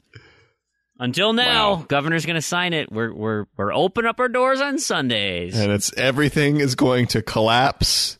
Yep. It's going to be madness everywhere. Cats, Family- dogs. You'll Nobody's go crazy values like all of those gone. other states. Yeah, nobody's going to go to work on Monday because they're going to be so drunk. Exactly, all the time, constantly. Probably just And, peeing everywhere. Just so much yeah. pee, and like you're gonna start beating your children, and all of your neighbors are gonna start beating their children because And then you guys are can going to drink on swap Sunday. beating each Even other's ones that children. don't have children. Then you're gonna start rounding up the children and put them in the Yeah. shovelware pit. It's going to be. We're going to be Wisconsin, essentially. That's what's going to happen, and that's probably the worst thing that could Shots happen. fired. Shots Hey-o! fired. All right, Proulx, let's We're get lucky back on Wisconsin. track. Okay, so in news that maybe some Tarragon doesn't speak for me, by the way. I do not care for Wisconsin. so in news that maybe some people may care about, so when Halo 5 was in development and just before it came out, it was kind of revealed that they were cutting a staple of the Halo franchise, which was split screen play. And I was upset about it. I was kind of offended like that this was like a because I played Halo 1, Halo 2, Halo 3, even Halo 4 in split screen. And so I'm one of those people that like, why would you cut it? I mean, obviously there were technical reasons specifically that they stated that they cut it, but obviously not anymore because they're going to bring it back. I know a lot of Whoa. people Now who and were annoyed forever. about that. A lot of people were annoyed about the lack of split screen Yeah. in Halo 5. I was actually annoyed with the split screen in Halo 4 as well because the console could not handle 4 people on split screen. I don't think I played 4 with 4 people. I think I only played it with 2 people at the time. Yeah, 2 was okay, but if you had 4, like it supported 4, but it was unplayable. It just the console could not handle that much stuff going on. So, I mean, I only did 4 people for boosting, but if you ever tried to play it with 4 people, you just couldn't do it. Yeah, it's just it was such like a part of the DNA. I mean, because Halo 1, specifically Halo 1 was all split screen. I mean, like and it was like local LAN stuff. Like you had to bring 4 Xboxes, It's like so if 16 you people were could really play. fancy, you could system link. Yeah. But It's I mean, and it's just so ingratiated into the DNA of that series that it 4 was a big departure, and then 5 did this, and it's just I get it. You want to move forward, and you want to be a big showpiece for the system, but you're now turning your back on the fans in a lot of ways. So this is welcome news. This is good. I'm glad that they've somehow overcome their impossible technical challenges to release this. But this is good news. to split the screens Just- on this new Glorious. amazing hardware that can do all this stuff except do split screen. Yep. Glorious. Well, on to a better Bungie game. Boo! We got some news out of Bungie regarding Destiny 2. So there's a couple of things going on. Destiny 1, they are having an announcement, I think, next Wednesday, on what's happening for the April update. The April update will be the last piece, content thing for Destiny 1. They're going to shut ongoing development on that. They obviously be a live team, but there will be no new events, nothing new special going on. It's not mean anything to the game, right? The game will proceed as possible, or as it continues, but it won't be receiving new stuff. Fine, right? I don't know what they're going to end up doing. I think I've mentioned in the past, I think they're going to bring the old raids and just kind of bring everything up to the new level. You can play anything at any level and just have some fun with it. They might have some sort of crazy event. They're calling it the Age of Triumph. Who knows? What they did say, though, is your characters, the actual avatar, the character that you created, they will move on to Destiny 2. None of your stuff is going with you. Which, to be honest, I'm actually happy with. I mean, there's so many people that you put thousands and thousands of hours into this and have. To me, when I'm playing, even right now, it was Iron Banner this week, and I've been playing a lot, and I get some new stuff. I got tons of motes of light. I got tons of things I can just level up. I can infuse to my heart's content because I have plenty of resources because I've been playing for 2.5 years now. And I'm looking forward to a clean start. rumors out there that this thing is a wholesale change, Destiny 2, that they've taken everything they've learned from Destiny 1 and they're rebuilding the whole darn thing because of so many mistakes that they made on the front end at Destiny 1 they can't do on Destiny 2. And so I am, again, all rumor and speculation, but I am welcoming it with open arms. Really excited for what kind of announcements. And of course, E3 should be chock full of Destiny news. Unfortunately, it'll probably be on the PlayStation stage, but we'll see. Looking forward to it. Proulx, will you get back on board? You going to come join me in Destiny 2? You know, it's actually a really interesting question. I was very burned by Destiny and was severely frustrated with it, and hate it for a lot of reasons. I think that they could pull me back in. I don't know how. I can't specify exactly what I'm looking for. But if there is... I actually enjoyed Destiny 1 for the first, few weeks that I played it. So if there is like a hook that they have, or they'll have to do it. They'll have to do the work. I'm not sure. I'm not going to go looking for it. But if the presentation is super interesting and super exciting, I would be willing to give it another shot. Destiny 1, no, I'm not going back to it. No way. But Destiny 2, maybe. How big does the hype train have to be? It would have to be pretty massive, I think. But it's not impossible. Like on a scale of 1 to Zelda. Yeah. I'm sorry. No, it's got to be to Final Fantasy Remake, right? Oh yeah. Oh, I think that is like lead car on the hype train. Yeah. I was actually just Shenmue. Is it Shenmue? I was just going to ask if do you really think you think they're still cozying up to PlayStation, or are they more neutral at this point? I think depends on who has more money. Yeah, and that's exactly it. I think Phil Spencer has gone out of his way to say, I'm not really feeling paying for timed exclusivity or pushing parity on it as a model. He thinks that's wasted money. I don't know. I mean, they're what kills me is like there is value there, right? Because if you take a person who's not into the gaming industry like we are, and how much we listen to the news and play games, many of those people likely don't know that Destiny's on the Xbox because it's so synonymous right now with PlayStation. And there's a lot of games like that where I hear Marty Sleva on IGN, he always like, I didn't know that Resident Evil 7 was coming out for the Xbox. Like, I just assumed Resident Evil 7 was only on PlayStation because that's who was promoting the heck out of it with the VR, with the whatever, and having that marketing exclusivity. It's like getting to say, or having your little splash screen at the end of a commercial with your gaming console's logo is so powerful because that's the lasting impression that it leaves. And so maybe Sony's going to say, oh, I don't need to pay that anymore because we're already synonymous with Destiny 1, that I don't need to pay as much for Destiny 2, and Activision might say, well, then tough, we're going to go somewhere else.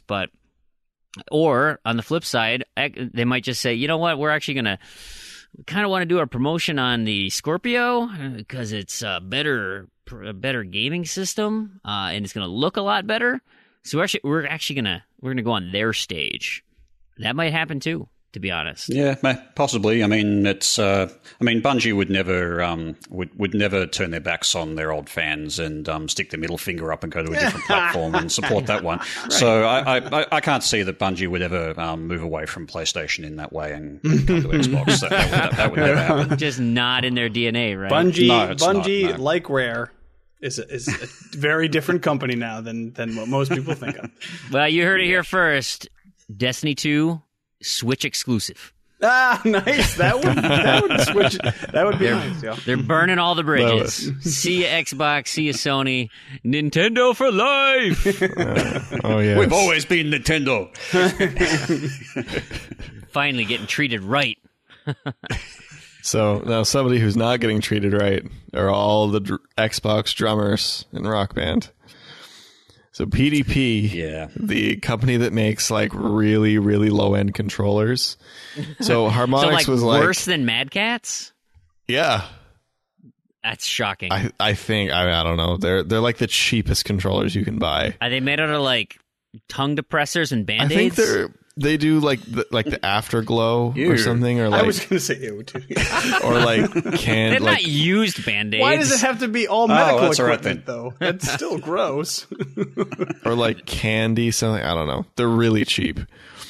And then Harmonix was like, "Hey, we bankrupt Mad Catz. Let's go to these guys, and they're gonna make our new guitars."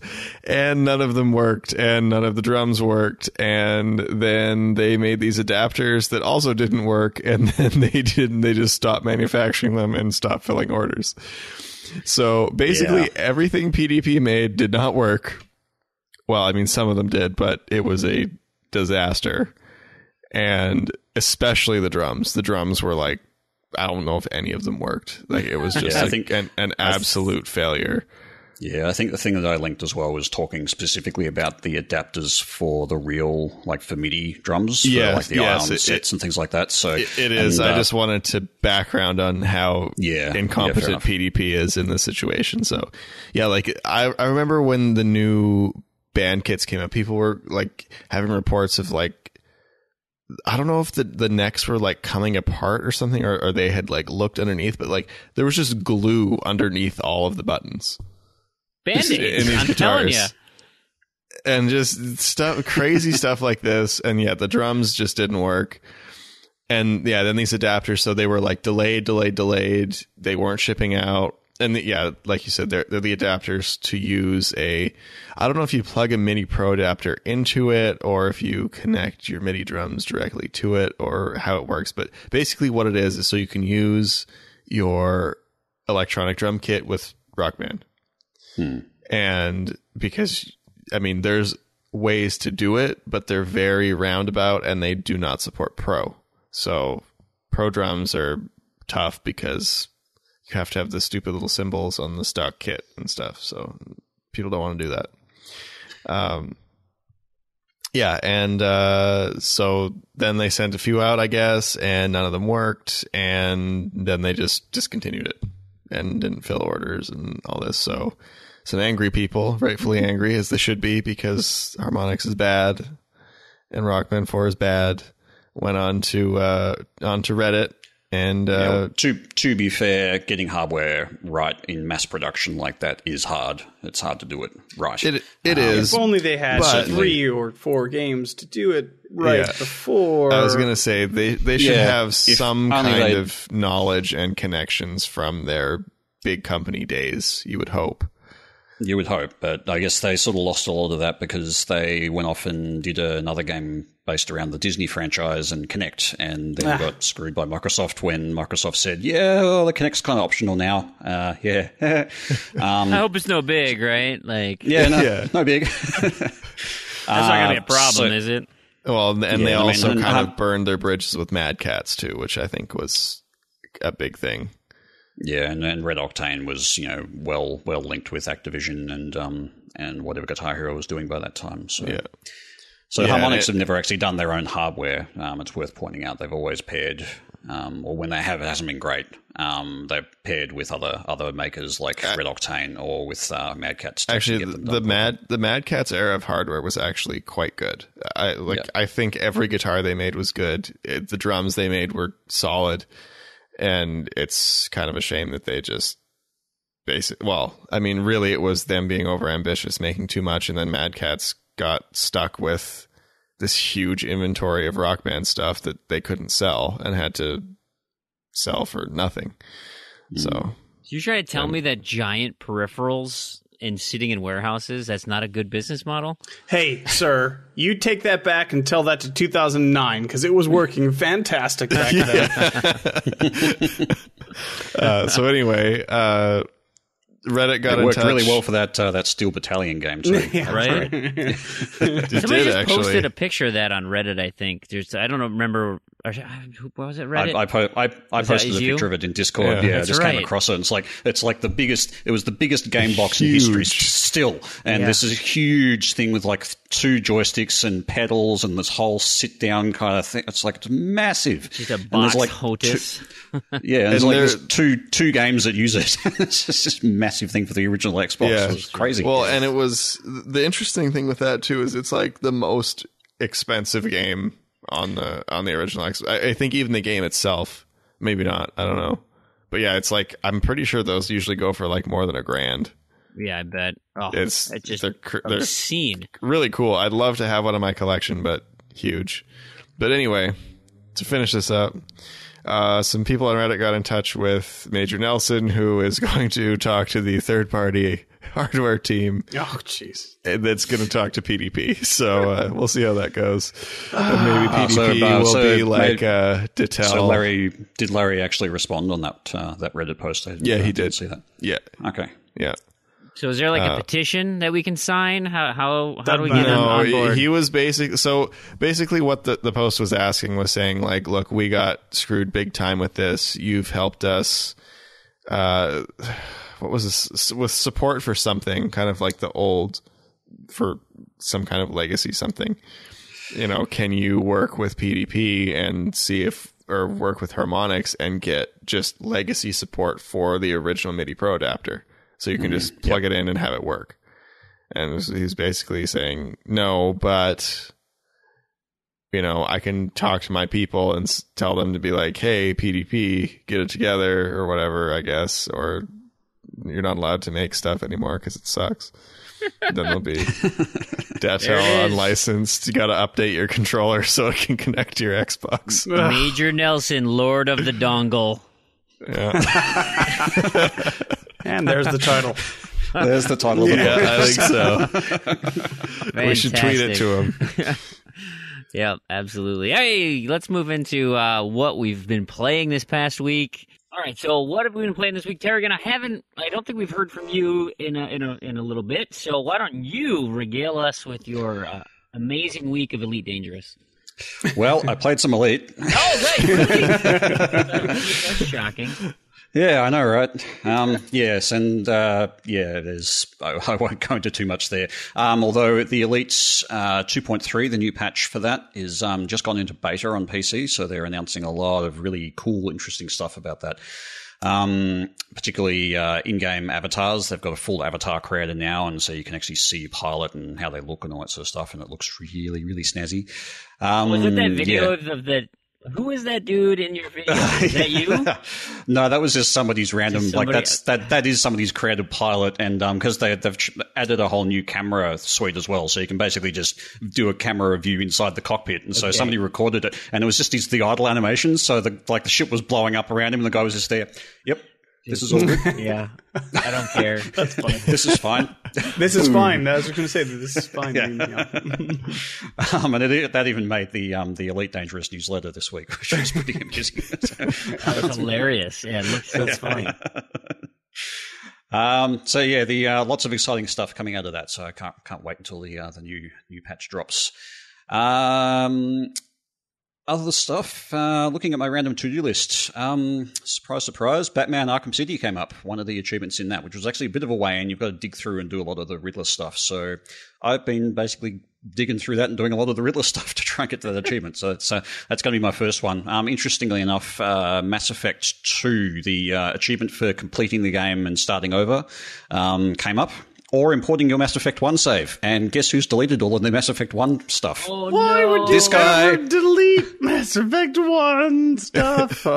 Because I've completed all of the achievements in it. Why would I do So basically, in this month, Back I need to before the complete days Mass of the Effect. cloud. Yeah, I have to complete Mass Effect 2 and then complete it again, I think, to get, anyway. No to get big this deal. one achievement on my random to list. Easy, couple of hours. And I just wanted to give a little bit of a shout out to Neo Turf Masters, which was one of those Neo Geo super quick games that have just been released, and I think there's another couple that have just been released this week, which are they're not quite as easy, but they're like 1 to 2 hours. Yeah, so not as easy as that World Masters one, and but this Turf Masters It's not super quick, but it was enough for me to put on about 300 or 400 odd points very quickly when I was getting pretty below the line in GTA SC individual over the weekend. So that game saved me. So I just thought I'd give it a little shout out as a quick point maker. Super quick.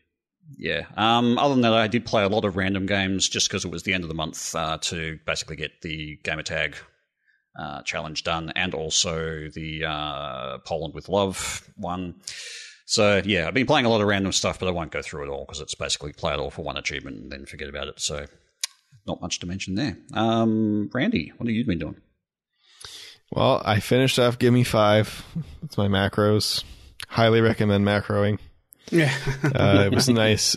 It's fun. It's fun for a bit, but when you start getting into the just final grind, it's not fun anymore. So macro it was. Played a little bit of Killer Instinct. Nothing notable really. I think I started. Yeah, I must have started this week. The Asphalt Overdrive. I'm almost done. Just got a little bit more money to grind out. Grand Theft Auto 5, in addition to what I did on the 360, I also imported into both Xbox One versions, which I will talk about in Knobs and Discos because there's some issues there. I finished the terrible game Gat Out of Hell. Oh man, that's got to be one of the laziest games I've ever played in my life. Even though it released at $20, it was just painful. It's painful how lazy that game is, and you just see it in everywhere. It's bad. It's really bad, and there's basically no gameplay in that. Like, there's just nothing to that game. It's just like it's all the like little filler bits of old Saints Row just packed into one. Yep, with no connective tissue, no story elements really. Yeah. It's just nothing. The mini games, the mini stuff that you do when you're playing Assassin's Creed or GTA or whatever open world game you're playing, they made a whole game around that and included and then nothing took else. Out all the meat. Yep. It's like, and that stuff can be fun in those other games when it's mixed in with the other stuff. Not in this one. Nope. So I'm not really looking forward to playing the other version, but it's also on my tag, so guess I'm playing it. And I unlocked a random to-do list achievement already. Nice. In Guitar Hero Warriors of Rock, which was really a bad choice for today because I was up really early and I was all tired and I could barely play at all. So it took way longer than it should have, but I got it. And I also started working on my highest ratio achievement on my random to-do list, which is in Quake 4. So I should have that tomorrow. About probably a little, maybe 2 hours off of getting that one, so that should be nice. I am going to make an effort to actually do random to list more this month now that I'm finished up with the very time-consuming GTA. Yeah, that's it for me. Perfect. Proulx, what's up? Well, so I started working on the random to-do stuff fairly early. Like I mentioned earlier, we did the Rock Band 4 stuff right away. So I got that. That was actually my third rarest achievement for this month, which is good. It was nice. It was easy and got it done. I also did a super easy achievement in Star Wars The Force Unleashed.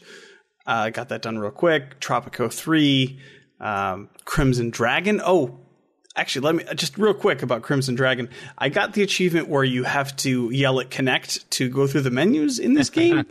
And it is so finicky. Like, you have to put your head on your hand for the Connect to start listening to you and yell at it.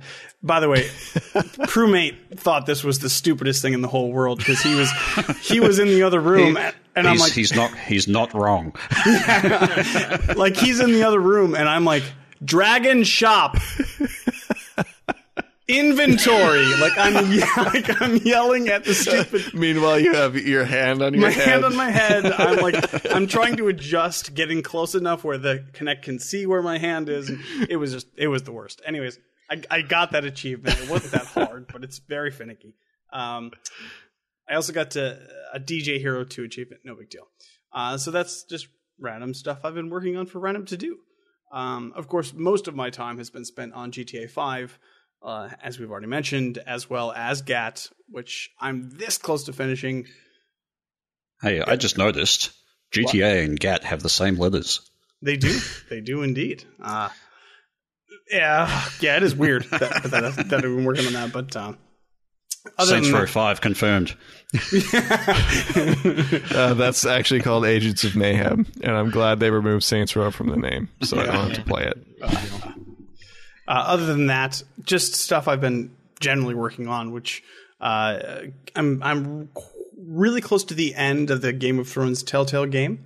Like 2 chapters away from finishing that out, and it's been good. 5, right?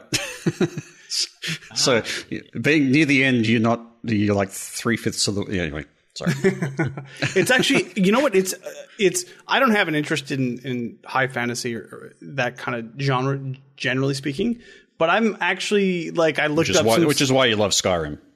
Well, I do love Skyrim. You're right, that is true. But I said generally speaking. But I'm actually, and going through the game, I saw these characters and stuff, and I looked them up, and a lot of them are actual characters from the show. And I'm kind of half tempted to watch. So hang on, first season. You've never watched Game of Thrones? No, I've never watched Game of Thrones. Wow. I've seen. Bits See, the thing pieces. is, I wouldn't even classify it as high fantasy as well. It's got touches of high fantasy, but it's kind of its own thing. It's most of it is pretty much down to earth, just a bunch of people fighting in medieval times kind of stuff and intrigue. The fantasy stuff is a little bit there, but it's not the major draw card for the series, I would say. Yeah, that may be true for the show, but I have experienced both dragons and zombies in the game, and so I can only work with I mean, they're both aspects of it, but the thing is that anyway. Yeah. If you watch the show, Proulx, it's the beauty of it is like the fantastical elements are so closely tied to like actually religious sex and things that actually go on in our real world, that it's like, and then all of a sudden it's like, oh yeah, and by the way, there's just this little touch of magic, but like it's almost glossed over in a sense, or they approach it in such a way it seems so real in the world, and it's like, oh yeah, no, that doesn't seem out of place. Yeah, and a lot of those things are actually also extremely rare in that world. Yeah. So the times you see it, it's not like it's in your face all the time. It's just like it's there or it's threatened, but you never really necessarily. Yeah. Anyway, just watch the damn show. I totally believe that. I totally buy that. In the same way that, like, if you play through The Walking Dead Telltale, there are zombies certainly, and there are zombies quite a bit, but it's not about the zombies. So I imagine it's probably the same for Game of Thrones. Except that you would see the zombies a hell of a lot more in Walking Dead than you would in Sure, exactly. Yeah. No, I get what you're saying, and so like I have a cursory knowledge of Game of Thrones, and so I recognize, oh hey, there's Dinklebot, right, and he's right there, and I've seen I miss Dinklebot, and I've seen the Dragon Queen lady and all of those, but there are characters that I'm like, okay, this person seems important, and I look them up and I'm like, oh, this is actually, I can see the actor that this person played, and I'm like, oh, so this is actually a significant person in this universe. It's really interesting because I bet you if I went back and watched Game of Thrones, which I may do because I'm kind of interested in it now. You totally should. Yeah, you'll watch the first 2 episodes and then you will just get burned through the rest of the seasons. I may. It'll happen. So other than that, he's upset that there's no more nudity. There was no, that's one of the big things about Game of Thrones that people talk about all the time. No nudity in the game at all. It's an M-rated game. No nudity, which is fine. Plenty of violence. Plenty of violence. Anyways, so besides that, just a little bit of Rocket League, and then of course I was hoping to get Skyrim done before the end of February. Now I'm just really trying to get it done before Andromeda comes out, because if Andromeda comes out, Skyrim's done. I'm never going to finish it. It's just in the past, but that's what I'm really hoping to do. Well, what happens when you finish Andromeda? Something else. Oh, Ukulele will be out by then, I'm sure. Yeah. So there you go. If you guys recall, last week I was talking about how I was going to give up on Plants vs. Zombies and the Garden Ops part because I couldn't get that stupid Yeti to show up. Yep. So I happened to, my wife, I think she went to a massage or something, and I was home with the kids, and the kids were playing so nice. I was like, you know what? I'm gonna see what happens. And so I fired up the game, and of course they come in and watch when, as I'm going, and they're like, what are you doing? Well, look, I trying to get to this stupid roulette wheel, so a Yeti shows up. Like, oh, can we play too? Like, yeah, fine. Like, we can do it. But when we go to split screen, it means we can't. Like, they don't want to play what I'm playing. They want to play something else. And it's like, fine. I can turn this off. I'm just going to give up on it. And then the roulette wheel came up. The Yeti showed up, and I was in a game by myself because I made it private. Killed that bastard. Oh, yes. Random to-do list. That's one of the 11. Took that thing down. I was so excited about it. So then once that was over, I was like, oh, God, you know what? This will be great. Because now we can go play Overcooked as a family, all three of us. And it was a disaster. When you have an 8-year-old and a 6-year-old trying to figure out Overcooked.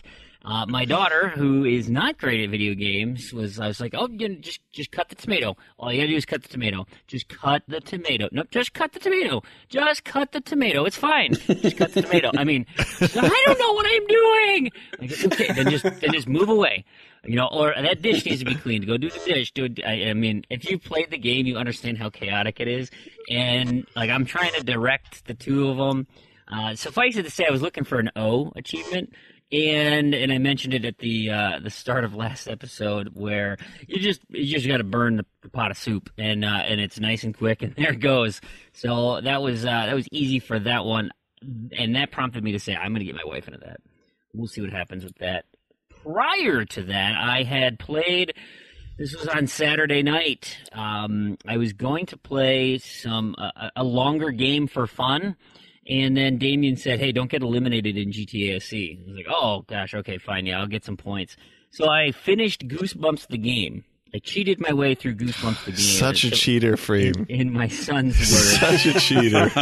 So I got that game completion, and I looked at it, and it was like 12:30 or 1 a.m. when I finally finished, and I looked at my score, I'm like, oh, I'm like 850 TA above the cutoff. Well, it's the middle of the night. Maybe I'll be fine.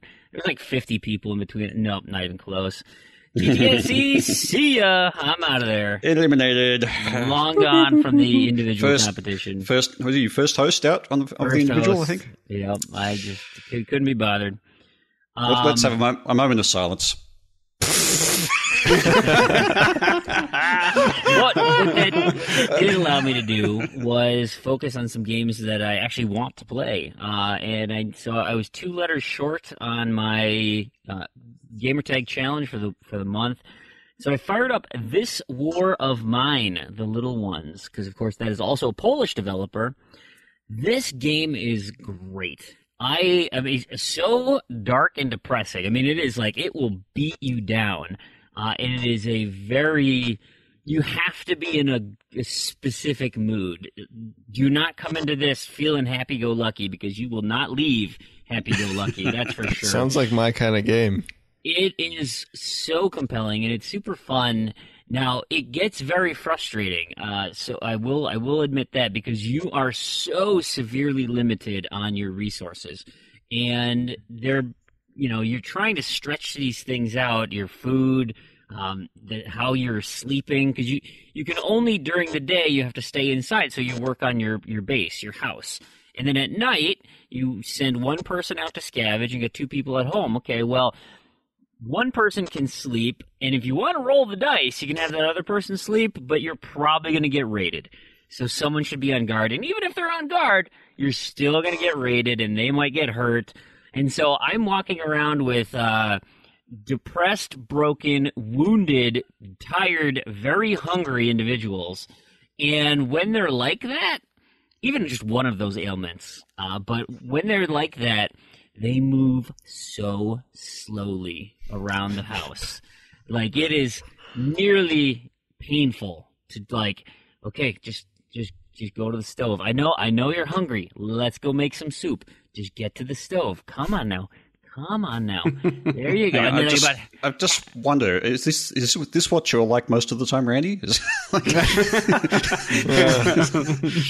quite. Not quite. You're good than that. Yeah, it's getting there. We'll see. We'll see how long the unemployment lasts. It is so good. Like, I'm really liking it. And so I ended up getting about 6 achievements into it, played it for, a couple hours, 2-3 hours.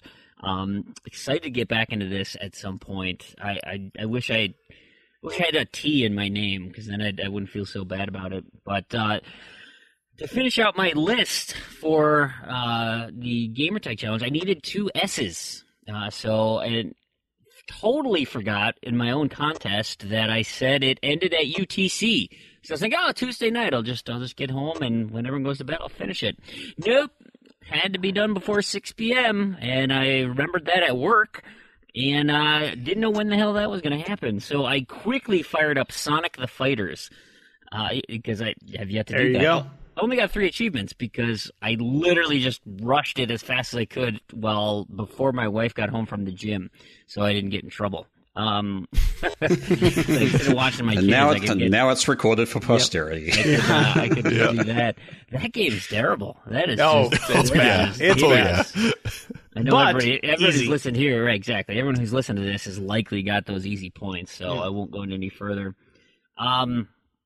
The other 2 big things I did, of course, Diablo, Titanfall. I got a stick bold random to-do list today. That was kind of fun. And I played a little run or 2, but Destiny. I played a lot of Destiny because it's Iron Banner, and so Iron Banner is a good opportunity to get my light level up. I played on Tuesday night and Wednesday night because on Wednesday I was going to play Mass Effect. It wasn't downloaded, so I had to do that. I played Destiny instead. Oh, God, you are hurting me. You right? just shot me through the heart. You're going to play Destiny instead of Mass Effect. I don't even know if I can do this anymore. What do you want to expect from me? Because I was also downloading Sea of Thieves. And so I played that today. I was invited to the technical alpha, and so nice. I had a 3-hour window to play Sea of Thieves with some randos during the middle of the day today. It was a lot of fun. I was very much surprised. So let me go through a few things. For technical alpha, obviously I'm not going to make a bold, grandiose statement on the quality of the game because it's of course not done. But I will say the water effects and features are stunning. They look so good. I was shocked with how, because it's got that kind of cartoony aesthetic to it. And so I was kind of expecting that through the whole game, but the water looks so crisp and so well rendered. I was blown away by it. It's like the water in GTA 5 is unreal. Yeah, I don't even know how they do it. It looks like real water. Right. Yeah, absolutely. It's crazy. But GTA 5 has like more realistic looking characters where like these characters are super cartoony. Yeah. Yet they like go out of their way to make awesome water, and the weather was really cool too. Okay, so that caught me first. The very first game I got into, just did a quick match. Obviously, I don't have any friends who invited to the alpha, and so I got thrown into, and they say, look, you're gonna want your headset on for party chat or for in-game chat. It's called crew chat. Like, okay, that makes sense, right? You're gonna get thrown into some randos. We'll see what happens. And so I got warped into an island, and literally my first experience. I'm on an island, no explanation. I don't know what I'm doing, and it's first person, so like I understand how to move and do stuff like that. And all of a sudden, the most god-awful static garbage sound is coming through my headset. I'm like, some dude must have plugged his mic into a potato or something. It was just awful. And so, like, I have my headset wrapped around my neck because it's hurting my ears. It's so bad. And of course, I can't see. There's no in-game, like these are the people in your crew, so I can't see who to mute or who's making all this noise so I can talk to them about it. And so I wander around the island and I see my boat. And I'm like, oh, I got to go there. Well, the 3 other people got in the boat and just took off without me. And they just started sailing away. And I'm like, what? Are you kidding me? So I can't hear. It's so awful, and they just ditched me. Like, see, it sounds like you've just confirmed every potential issue that I have with Sea of Thieves. I was like, so that's how it's going to be, huh? Leave game, I'm out of here. All right, I'll give it another shot. Let's jump back in. So I got into another game. This time, I'm spawned on the deck of a ship. And I can hear the one guy say, oh, this is our land here, drop anchor. And here we go. And so I'm like, all right, guy talking, nice and calm. This is great. We get onto the island immediately and start looking for treasure. And so I'm talking to him about how to play. You know, how do you pull up your map? Where's the shovel? Why do you do this? And it would be nice to have those things, but having this person being able to communicate them, totally fine. And it was super fun, wandering around this island looking for treasure. You've got the map, you try to match all these things together, and you're running around trying to dig this hole, and you find this giant chest, and it's super rewarding. I really enjoyed the treasure hunting part of it. So we cleaned out this island, and the islands are not big. They're, you can go from side to side. There's just so many of them. I mean, they're literally everywhere in the ocean. We got our treasure chests, we loaded them on our ship, and started sailing to the next island. We had 2 maps, and so you can kind of look on the world map inside the boat. Like, you have to go down into the boat to look at the map and try to match the shape of an island with an island on your map. While one person's driving, the other person is, could be up in the crow's nest or in the front. I mean, it is this ridiculously chaotic experience trying to move this ship around on the open sea effectively, but it's super fun. Like, I was shocked how, you absolutely need a crew that will talk. You can't have anybody who's not willing to communicate, because the person driving the ship cannot see. The sails are down in front of your face. You have no idea where you're going. That's cool. It's super cool. And so, like, when I was on the boat, I had the other guy, and he and I were kind of the 2 leaders of the crew here.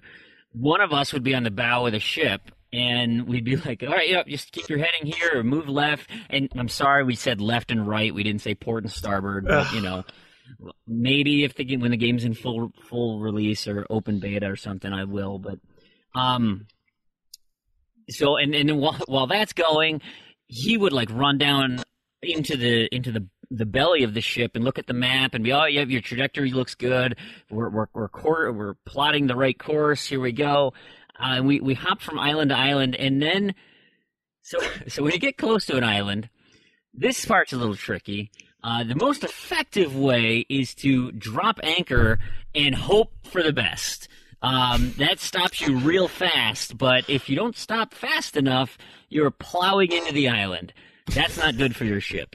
I spent a ton of time repairing my ship, not only because we got into some combat, but also because we kept running into rocks. So it was a short little campaign that you did. There were 3 chapters, 2 islands in each chapter. You'd go find the treasure. And as we were finishing, so I did the whole thing in about 3 hours with this crew, and I had 2 guys I stayed with pretty much the whole time, and then one guy kept jumping in and out. My son actually got on for a little bit, and he was not willing to be a team player. And so I was holding the mic so I could talk to these guys while he was playing. And I was telling my son, I'm like, you need to be at the front of the ship. He can't see. So you need to be up front, and we need to talk to him and let him know where he is. He's like, I want to play my accordion. And so he pulls out his accordion and starts playing music up front. Again. Yeah. Again. These potential issues with Sea of Thieves. And I'm like, that's fine. Play your accordion, but just keep looking forward. And so then he starts jumping and jumped off the boat. And I'm like, no! Yeah, somebody stop the boat. We're overboard. It turns out there are mermaids who will save you and bring you back to your boat if you jump off. But I didn't know that. They actually stopped the boat for me, and I swam and got on. So, anyway, where was I going with this? Total chaos. Did you all talk like pirates? I think that's the real question. So, we did not talk like pirates. When you were ship-to-ship combat, that's what I want to get into.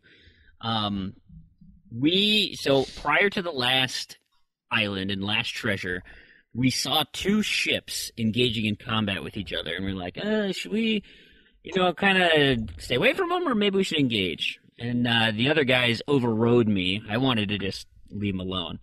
But yeah, it's an alpha. We should give it a shot. Let's go cherry pick and beat down on somebody who's already wounded. The combat, it's more difficult than Assassin's Creed ship combat.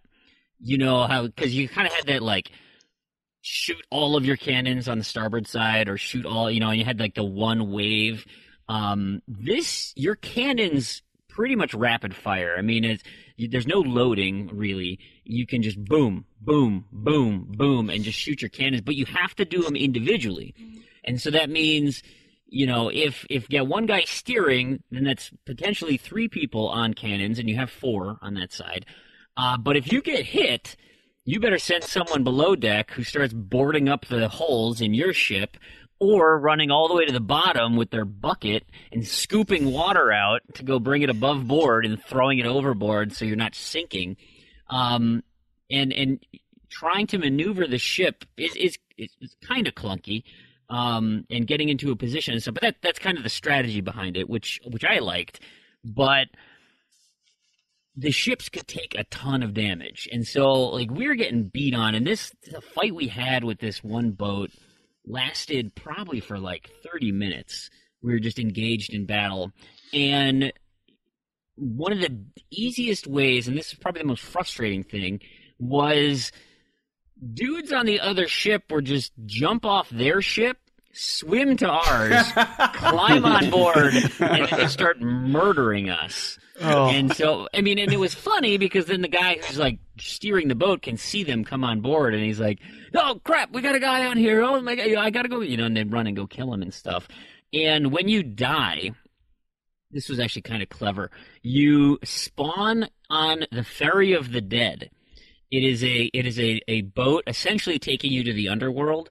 It looks like a galleon, and it's just got skeletons and bones everywhere and stuff. It's pretty clever, and you kind of sit there in this instance waiting to respawn. It's almost like if you think of Titanfall when you fly in on that, the helicopter or whatever to come in. It's kind of like one of those, but you're sitting on this ship, and you can see green, your crew, who's dead, with you, or red, their crew, who is, part of this little instance.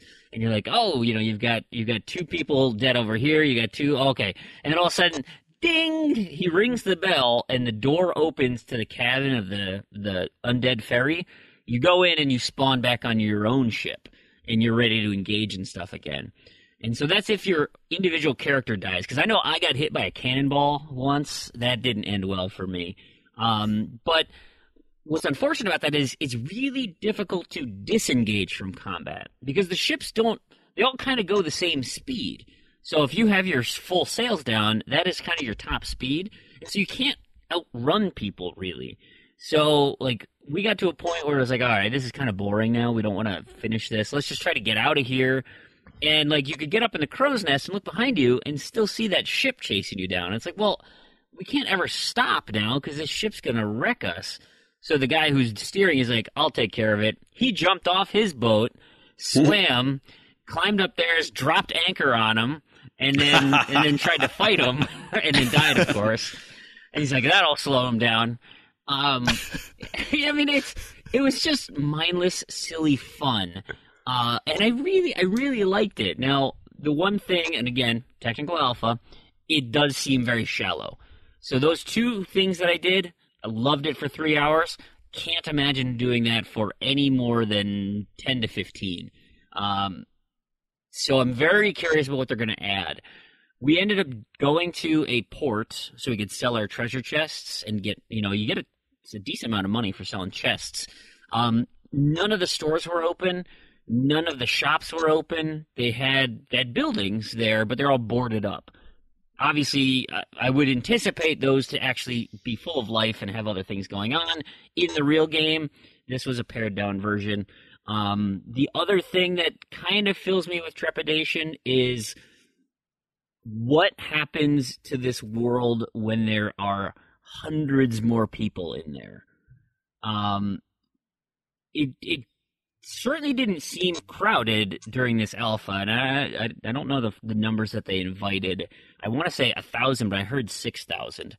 Anyway, it was fun. We probably saw through the whole 3 hours. I saw 3 other ships, 2 of which we engaged in combat. 1 we saw in passing, but that was about it. And we never saw anyone else on land, and I kind of liked that. Now, if, I got my treasure map and some clown is on the same thing and we're all digging in the same, like, he's going to shoot me. Like, it's going to turn into, first-person shooter combat while we're all scrambling around looking for one chest. Or they'll grief me when I get the chest, shoot me, and take it and put it on their boat. Like, so that, so it turns into the Division, is what you're saying. Yeah, that kind of public instance, I don't think I'm going to be a fan of. It will really depend how many people they allow in a particular instance. The thing says 1 to 99 players can play. Now, I don't know if they'll partition that, or if they'll do kind of a division like you're entering a PvP mode. I don't know. And I mentioned that on my survey response to them, is like, I really liked what you guys have here. I did. I enjoyed it. I want there to be more, obviously more to do, which I'm sure they'll have. I'd like to see more random encounters, kind of like when you're walking around in Fallout or something, and, it's not part of your main quest, or Skyrim, and all of a sudden there's just some random thing that catches your attention, and you're like, oh. A random flock of drop bears or something. Yeah, bingo. And you're like, oh, this is cool. There's a little instance. I wonder what this is about. And the ship combat was fun, but I don't want to be, like, if I want to go and look for treasure, I don't want a crew full of griefers flying, destroying my galleon, because you don't get to repair your ship, you use wooden planks. And to repair your health, you eat bananas. And so you have to find those on the island. They're limited. There's not a ton of those. And so there were plenty in this alpha, and I knew that it was only a 3-hour experience, that I wouldn't have to carry these over to other events. So I wasn't worried about using them all up. But if that was a limited resource and I spend all this time, it's like, I just want wood for if I run into rocks. I don't want wood to patch up all these holes if I don't care about getting into fights, per se. I don't know. So And everyone's going to just fight you all the time, too. Absolutely. GTA It's style. like, hey, there's the guy. Well, yeah, that's like GTA 5 on the Xbox One is like a war zone at all times. It's even more ridiculous in the 360 version because they have like these fighter jets or something. And just constantly, if you're in a public game, like there's just planes flying by and things exploding constantly. Right. And and like they're encouraging it now because the next update is bringing more weaponized vehicles for people to be at war with each other, which I'm sure they're making a killing off of. Oh, absolutely, absolutely. So I'm excited. I thought it was clever. That was cool. I really enjoyed, like I said, the crew stuff, working together as a team. 4 random people. We worked together really well. Found all the treasures. Had a lot of fun. I need to see where this thing grows into. So holding back, but thumbs up to Rare. It's just something new and unique. It's certainly nothing I've ever played before. So what I'm hearing is pre-order now. Pre-order twice. Yep, twice. Super Ultra Mega Edition. Run out. I'm doing that right now. Nice. Usually run out. Yeah. Click. So we're about done here. We got the obviously the GTAC teams, or individuals like me who's out. And I told our Titanfall, I said, Fart Barf, you guys are on the list, okay? So we've got you. So that means there's 4 or 5 teams still alive. Of course, Elite with added Dangerous. Not so much, but thanks for playing. And it's the new month, so I'll talk about the contests and things at the end of the show here. So before we get to our review, what about Knobs and Discos, our home for unobtainable and discontinued achievements? We've got quite a list here. Yeah, it's been a bit of a busy week. Armalo, which is a game that came out a little while ago, had an unobtainable in it that is fixed, apparently. I don't have full confirmation on that, but it's no longer listed as unobtainable on TA, so I think that's been noted as fixed, even though nobody's actually unlocked it. FIFA 15 Ultimate Team servers are going offline May the 10th, which is going to affect some achievements, maybe all achievements on the Windows Phone and Windows 8 versions of FIFA 15. So that's something to watch out for. Halo Wars 2, the major AAA game that got released last week, happens to have one, maybe two unobtainables out of the box. There are achievements for daily and for weekly challenges. The daily challenge one has been confirmed as not working, and the weekly one, some of the people who'd gotten the game early and had been working on it, they were saying that that's not unlocking as well. So potentially two that are broken there, but given the size of that release, that won't stay that way for very long, I would say. Crandy, did you want to address the GTA 5 one here? Yeah, so what I've been hinting at all episode, GTA 5, is in reference to the imports. So if you plan on importing your character into both Xbox One versions, you might want to reconsider or not. So what I did is I imported I had all the online achievements, and I imported into the Japanese version. At which point, when you do the import, you'll pop like 3 achievements or something. Then when you load the game up, you pop a few more. And then you go do something like rob a store, and then you pop everything. So now, just to clarify, that particular import, when does that run out? Was that the 6th March of March? 6th. So it will be Yeah, so it will actually done. it'll be too late by the time this airs. Yeah. So that's They have been very good about letting everyone know, though. They've got the message online and everything. So it's nice that they're doing that. The interesting thing about that is you only actually need to import once, and it will work for both versions, from what I gather. So that's a shared online world between the two versions of GTA 5 so on the Xbox. you can't cross play. So it's not like you can have people in the Japanese version playing with the international version, but the data for your online character is shared. So your money is shared, your weapons are shared, your cars are shared, your medals are shared, everything's shared. So you actually only need to import once. If you've already imported for GTA 5 the rest of the world version, you could go and pick up the Japanese version and unlock all the achievements that you've unlocked in the multiplayer. No, you can't. That's the problem. So that's what we're coming to. The error is the second copy you put in. So this is not exclusive to the Japanese or the international version. This is your second version that you run. You will pop the level achievements. You'll pop the platinum awards. And if you buy a heist vehicle, you will pop the spend 8 million. Nothing else pops. Or you can force a couple things. So like basically what happens is on that first import, it appears to do a larger check of some kind. When you do a triggering event like robbing a store, it says, okay, you've unlocked all these things. Oh, okay, you did the heists. You did the gang hideout. You did the rally race. You did play all the multiplayer modes. That's the other one that pops. The multiplayer modes also pops, but not the individual achievements that are kind of sub-achievements of that. So you have to go and redo those things. So you rob a store, all the store achievements, or the achievement for robbing all 20 stores will pop because it's still checked off. And when you rob that store again, it runs that achievement check. The real problem is the heists. So I haven't had an opportunity to go and actually get to the point where I would be popping a heist achievement, but it seems as though you're going to have to redo all of them, which is really the biggest commitment there. So you do still get a lot of progress, but if you're going for the completion, be aware that, or you're the triple completion, I suppose, you probably want to do the Japanese version first, because the servers on the Japanese version are very spotty. They tend to just sometimes not work at all.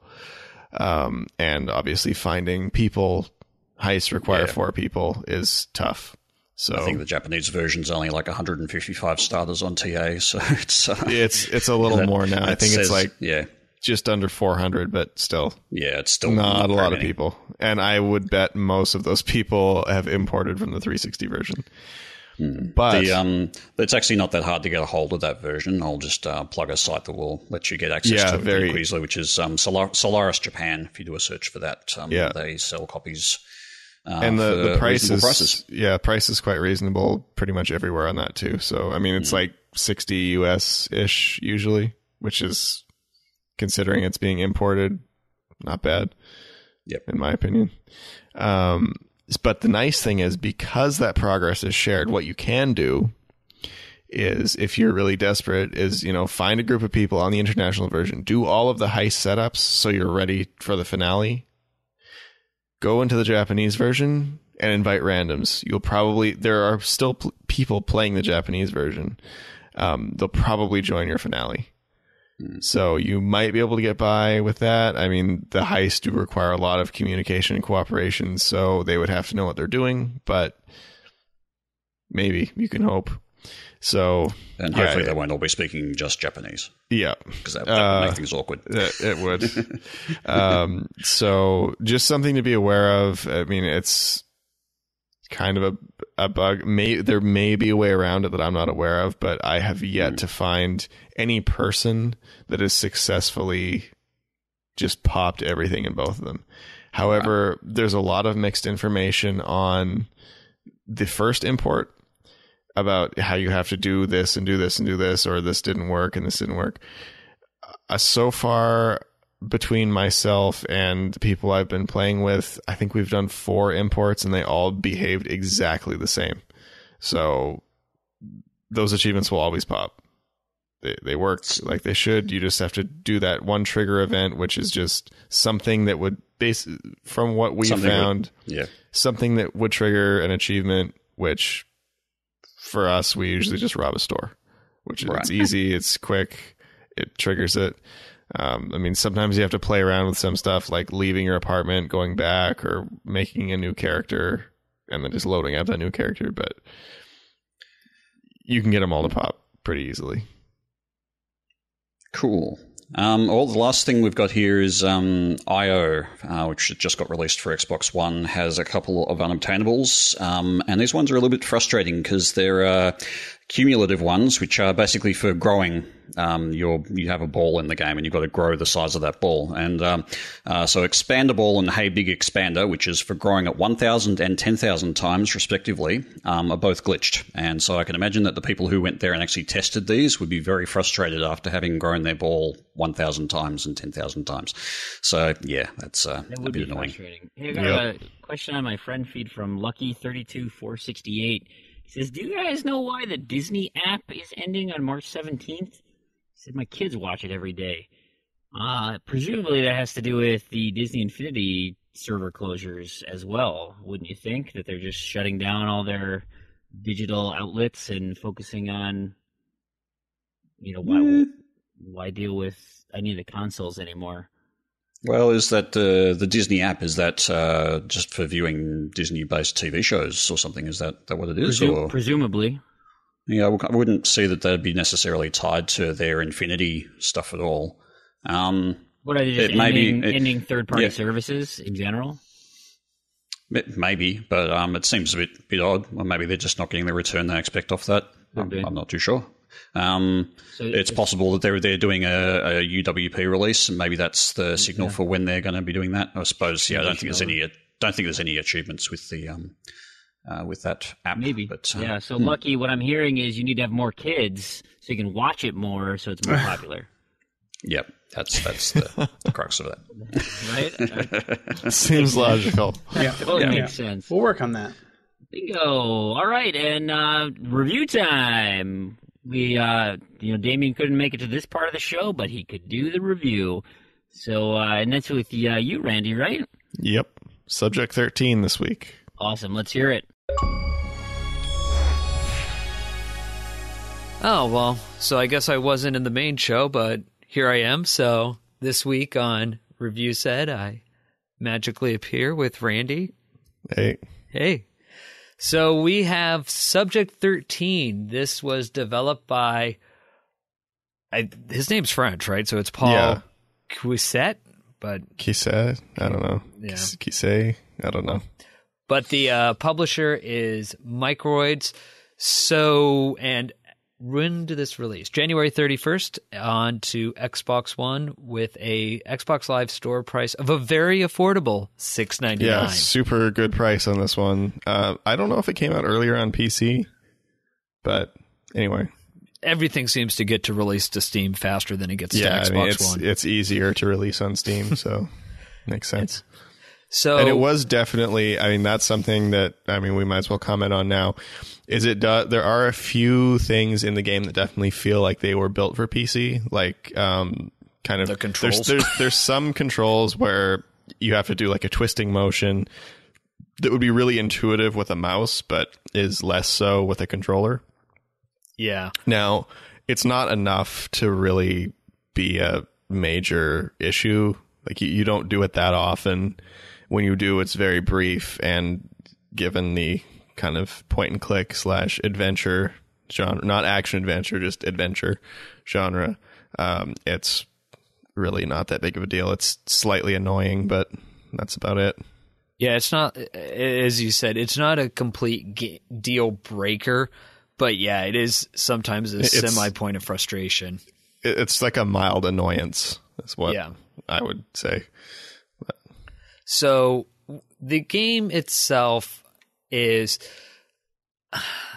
without kind of going through spoilers, because I think unfortunately a lot of the story, if we really get into the details, will spoil it for people that are actually trying to play through. So you come to consciousness, let's say. You come to, and you're on this island, and an AI is basically you don't even know you're on an island at first. You're just you're in a lab basically. You wake up in this pod, and you've got this AI talking to you, and there's no one else in this lab that was inhabited by people. You quickly find out at some point.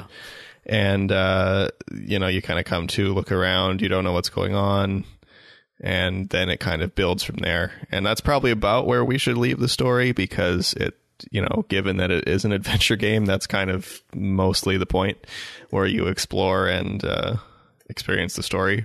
Yeah. So the three, I would say there's almost three pillars to the gameplay. There is the collectibles aspect. So while you are playing through this game, there are going to be audio logs. I get not always audio logs, but basically a collectible that will give to the narrative of the story. Yeah. Well, they're all narrated. At least all the ones I found were narrated.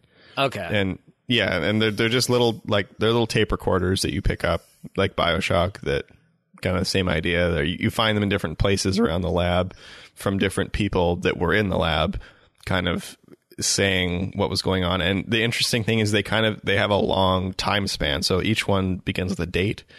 So there were some that were like from 2000, I think they go back to like 2006 or 2007, and the game is supposed to take place kind of today. So up to like 2017, 2016-ish. And there's a lot of difference, and you kind of see what's going on in the early parts of whatever was going on in this lab up until when clearly something went wrong that we don't know yet.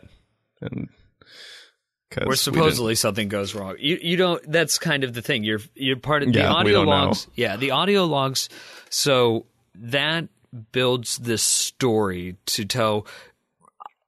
On TA, it's classified as an adventure game. I would say, and I think we were talking about this offline, this is a puzzle game. You are going through and just faced with puzzles. Well, I don't know if I'd call it a puzzle game though, because puzzles are a necessary component of a point and click or an adventure game. I would almost call it a point and click. Yeah. I mean, it's interesting because you walk around and it works well. It's kind of an isometric-ish view. I wouldn't totally classify it as isometric, but it's that style that kind of looking from the side, you don't have free camera movement, but you can kind of adjust the screen a little bit, and then you have your character that walks around and interacts with things. Yeah. But when you're on the interaction menus, when you look at something up close, you have the traditional kind of point and click hand that interacts with things. Yeah. So it's kind of an adventure game, kind of a point and click, and of course both of those genres have lots of puzzles, which are tough. Yeah. This is the challenge. Now, this game, again, at a $6.99, if you did not use a strategy guide, you will get your money's worth in the complexity of the puzzles. I've been going through and using no strategy guide. There are ones that are sitting there and you can be staring at it for 10 minutes just going, what am I trying to even do? However, the reward you get for figuring it out is, that's the payoff. And the nice thing with these puzzles, too, is that they're not so hard that you're always just kind of brick-walled. Yeah, like they're not just like, this is impossible, I give up, I'm looking up a guide. It gives you enough progress, or at least feeling of progress, that you don't really want to look at the guide yet, because you're like, yeah, I got this. Then you're stuck for another 10 minutes, and you're like, oh, okay, I got this. And then you're stuck for another 10 minutes, and you're like, oh, okay, I got this.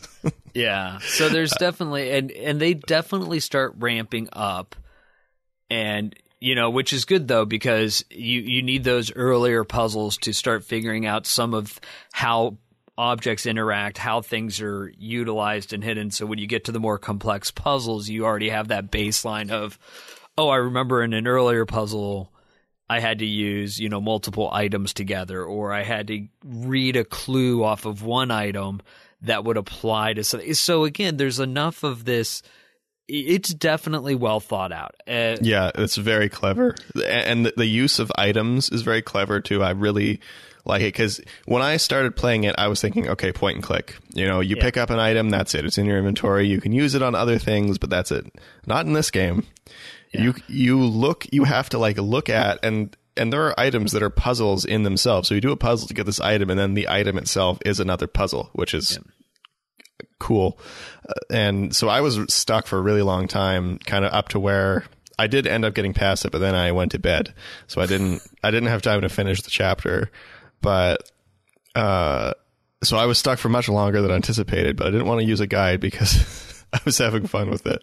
It was that same little bit where you just figure out a little bit, and then you're just stumped again. You're like, oh man, and then you get it, and you get stumped. It's great.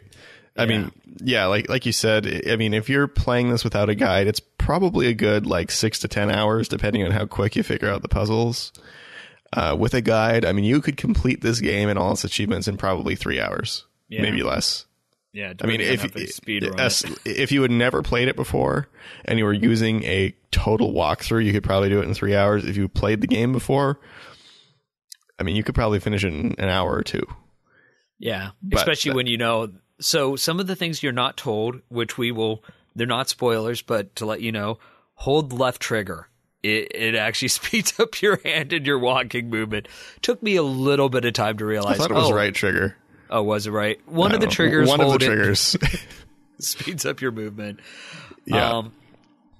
And again, there is no chapter replay, but you do know before you move to the next chapter. And there is a progress meter telling you how many collectibles you've picked up. So if Which you want is super nice. Yeah, so if you want to pick up everything in the chapter, make sure you have it at 100% before you progress, because otherwise you're playing through the entire game again.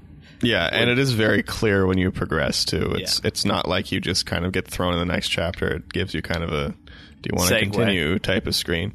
Yeah, and the nice thing with the collectibles, especially because they're such a kind of big part of the story, they're not really super well hidden. You could find most of them without a guide. You could probably find all of them without a guide, really. If you kind of have to look everywhere anyway. Yeah. I mean, I'm using a guide just to keep track of them to make sure I don't miss any, but that's it for guides that I'm using. But yeah, it's really nice because there's the overall tracker and then the per chapter tracker, which is good. More games should have that. Yeah, I was going to say I haven't used it, and I've found all the collectibles up until the point of where I am, and yeah, it looks like once I figure out the last puzzles of where I am, I should be able to move on with 100%. So none of them have been either A, super hidden, or B, where I've, gone through to the next zone and went, oh no, I wasn't able to get all of them.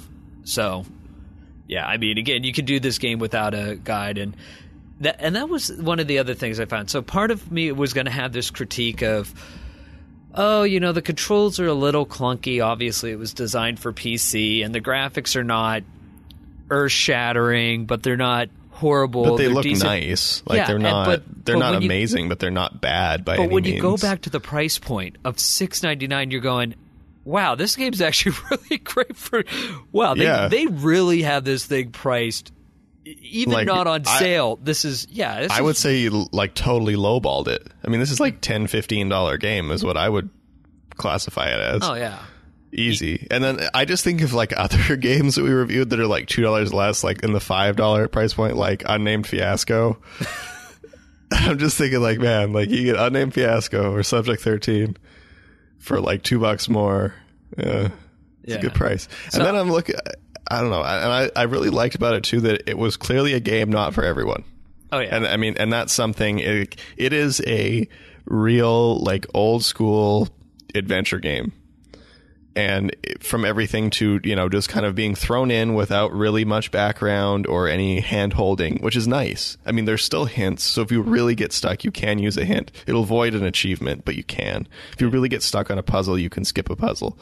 Again, it'll void another achievement, but you can. So it's like, it was designed in a way that was very clever, but I mean, it's hard. It's not an easy game. Oh yeah, no, you're not beating this game without a guide your first run through quickly. You want a challenge, you want good puzzles. That's what this is. Definitely. Yeah, and unfortunately neither of us made it to the end of the story yet because we're not using a guide and we're having fun with the game. So we can't comment on the ending or what happens yet. Yeah, but our playthrough times are horrible. I like it so far. Yeah. So I'm hoping it's good. But the one thing that got me is I'm looking at this game on TA, it has 2.2 out of 5 from 21 votes. Why is it so low? I'm sure they just, if you play through this game with a guide, the game's not that great because you've missed the point. It's true. It's kind of a shame. Yeah. I definitely say if you like puzzle game and granted from a thing, I would say at the heart, this is all about the puzzles. If you like a complex, challenging, I almost think Myst style in the sense of trying to figure out how the things play together. But Myst is exactly what this kind of game is, though. Yeah. I mean, it's that adventure game from that era. Like, that isn't really a thing anymore. Yeah. But this is done in that kind of style, but just more modern. Yeah, I mean, if that's if you've liked that style of game, if you want a mental challenge, you can't go wrong for $7. Yeah. Even if you just want the achievements, you can't go wrong for $7 because they're easy. It's basically just beat the game, don't skip a puzzle, don't use hints, and then get all the collectibles and do the last puzzle in 20 minutes, which is easy to do if you use a guide or you've already beat it. Yeah, or you already beat the game, or there's ways to work around that if you take too long, you can restart it without having to replay the whole game. So it's not bad completion. Definitely an enjoyable game, and at $7, can't go wrong. Exactly. I highly recommend it. All right. So yeah, as we said, Subject 13. Definitely recommend checking it out. And with that, till next week. See you guys next week. Wonderful. Thanks, guys. I appreciate that. Hey, so I don't have any zombie news this week. I know, it's super disappointing, but it is the start of March, and so we've got all of our new contests. So we're pretty much wrapped up by the time this comes out. Everything's wrapped up. You should have submitted for February's contests. If you forgot, terribly sorry. Don't miss your chance for March. With March, we've got the Gamertag Challenge, of course, is Fream, my name. Freamwhole. It's only 10 letters, people. Now, granted, there's a couple of E's and an O. They can be a little confusing, but I'm sure you can find some games out there that have those letters. So get those taken care of. Should be wonderful. Another letters. So those are games, right? You're familiar with that contest. Games that start with that letter. Well, M. Surin's, his Mokas for the March This Is Madness. In his 2017 overly convoluted achievement spectacular. So the month of March is all based around March Madness. And, of course, coming up this upcoming Sunday, March 12th, if you're listening to it before then. If you're listening to it after then, you still got time. But it is Selection Sunday. And if I know, you don't ask Proulx or Randy, they don't know anything about sports ball, but it is a pretty awesome basketball tournament. I absolutely love March Madness. It's one of my favorite times of the year. And the tournament will be selected, and of all of the schools, every single school that will be represented in the field of 64, mind you. We're not doing any of the other 4 teams that are eliminated in the first 4, right? Not the full 68, 64. MSURN wants to give you entries based on how many of those team names you can spell out. So in this contest, it is achievement names, not games, achievement names, so individual achievements. And you can spell out as many as there are teams in the tournament. So in theory, you could unlock every single letter that fits in every single name. So for instance, despite how poorly they've played, I've mentioned this on a previous show, but I'm a big fan of Wisconsin. So if you unlocked an achievement that started with W, started with I, S, C, O, you get the picture, right? You unlock all of those achievements with a starting letter that begins there, then bada bing, you get Wisconsin's entry. And whenever they lose, because they'll lose. Oh, yeah, they'll lose. Whenever they lose, you get a number of entries into the raffle based on their positioning. So, of course, if they go out in the first round, less, and then second round, I think it's 10. I don't remember what the exact breakdown is. You can find all of those details in the forums, forum.z2z.com. And then, and this goes up until April 7th, when we do the final poll. Now, keen listeners will know, and if you're a fan of sports ball, that the national champion will be crowned on April 3rd. So you have the opportunity to continue to unlock achievements all the way up until you have to look at the deadline. I don't know if MSURN's pulling the plug on March 31st or if he's going to let you go all the way to the 7th. I don't think he is. I think it's all March. But unlock a ton of achievements. You'll know the field. You'll know how many points you get or what rosters to fill out. This can take some doing, so you want to get as many achievements as possible. I'm excited. I've been making a list of what I've got now. I will admit the vowels are tough to come by. So, Villanova or, maybe I'll do those easy ones like SMU and Duke, where there's only a couple letters. But anyway, should be a lot of fun. Keep your eye out for that. And if you're not familiar with sports ball, go onto the forums. There will be a link to the bracket and a list of all the team names. And so you can just kind of start picking them off from there as you see fit. The monthly challenge, it is March Effect. And so we are unlocking any achievements in Mass Effect. Of course, if you already have completed the game, 100%ed any of the Mass Effect games, those give you submissions into the raffle. And if you unlock any single achievement in those games this month, that will give you an entry into the raffle. So, of course, Mass Effect Andromeda comes out at the end of the month with the 21st. There's some brand new games for you there. Hey, maybe someone will actually complete it by the end of March. Who knows? I'm looking forward to it. It should be a wonderful game, and I've already, and I will talk about it next show, but I've already started my playthrough on Mass Effect 1. Other than that, random to-do list, guys. Brand new lists are up. Make sure you check the forums. You can find out what achievements you're looking for. I got 3 down already. I'm excited to talk about those later. What am I trying to say? If you got booted from inactivity, right? You didn't unlock any achievements in the previous month, or maybe even January. I don't know. Maybe you took a month off. Go ahead and ask for a new list. We will be happy to add you to roll up a new one. And if you're just hearing this for the first time, jump on in. You're going to get 25 achievements from your list, things that you should work on. And if you don't like them, it's just 1 month. That changes every single month from there on out. So it's a super fun contest. We hope you enjoy it. Finally, head over to our Discord chat and look at all the LFGs that we have. Of course, you can just chat and have a great time with everybody in the chat rooms, but we also have tons of LFG sites, groups set up. Of course, we have our Titanfall group, Diablo, Destiny, Elite Dangerous, Overwatch, Borderlands, Battleborn, all sorts of community play events, people getting together, trying to unlock things.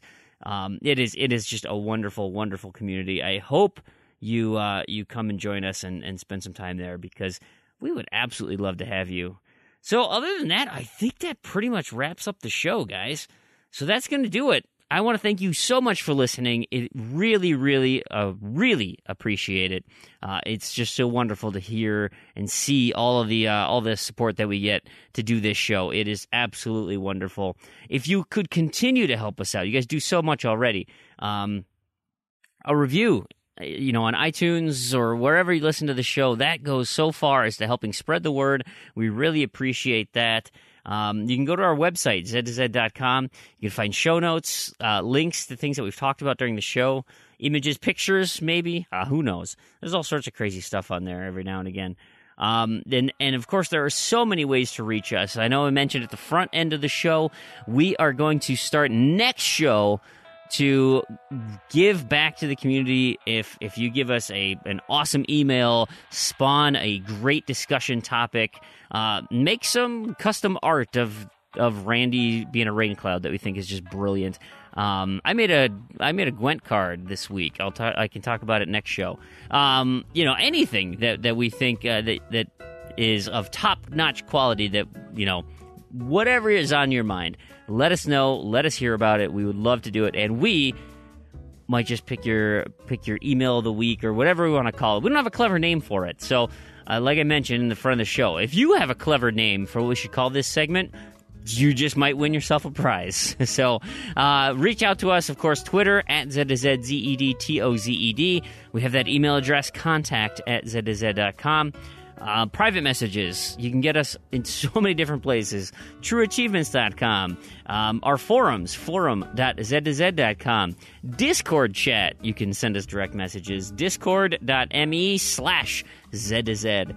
All of those places work out great. You can even do it on Xbox Live. That works as well. Seriously, so many places to go. I want to give a big thanks to all of the sites and tools that help make this show a reality. Libsyn, Discord, Trello, Twitter, Discourse, Zencastr, Skype, and TrueAchievements.com. Thank you so much for all of your help and support. Quick shout out to all of the sites, Games Media, everybody who's out there digging up news. We can't do this show without you, so thank you so much for providing content and things to talk about. And of course, last but not least, Microsoft for the Xbox console. So, on behalf of Crandy, Tarragon, Proulx, Damien, and this has been Brandon, and to all you achievement hunters and Gamerscore junkies out there, thank you so much for listening, and we'll catch you next episode.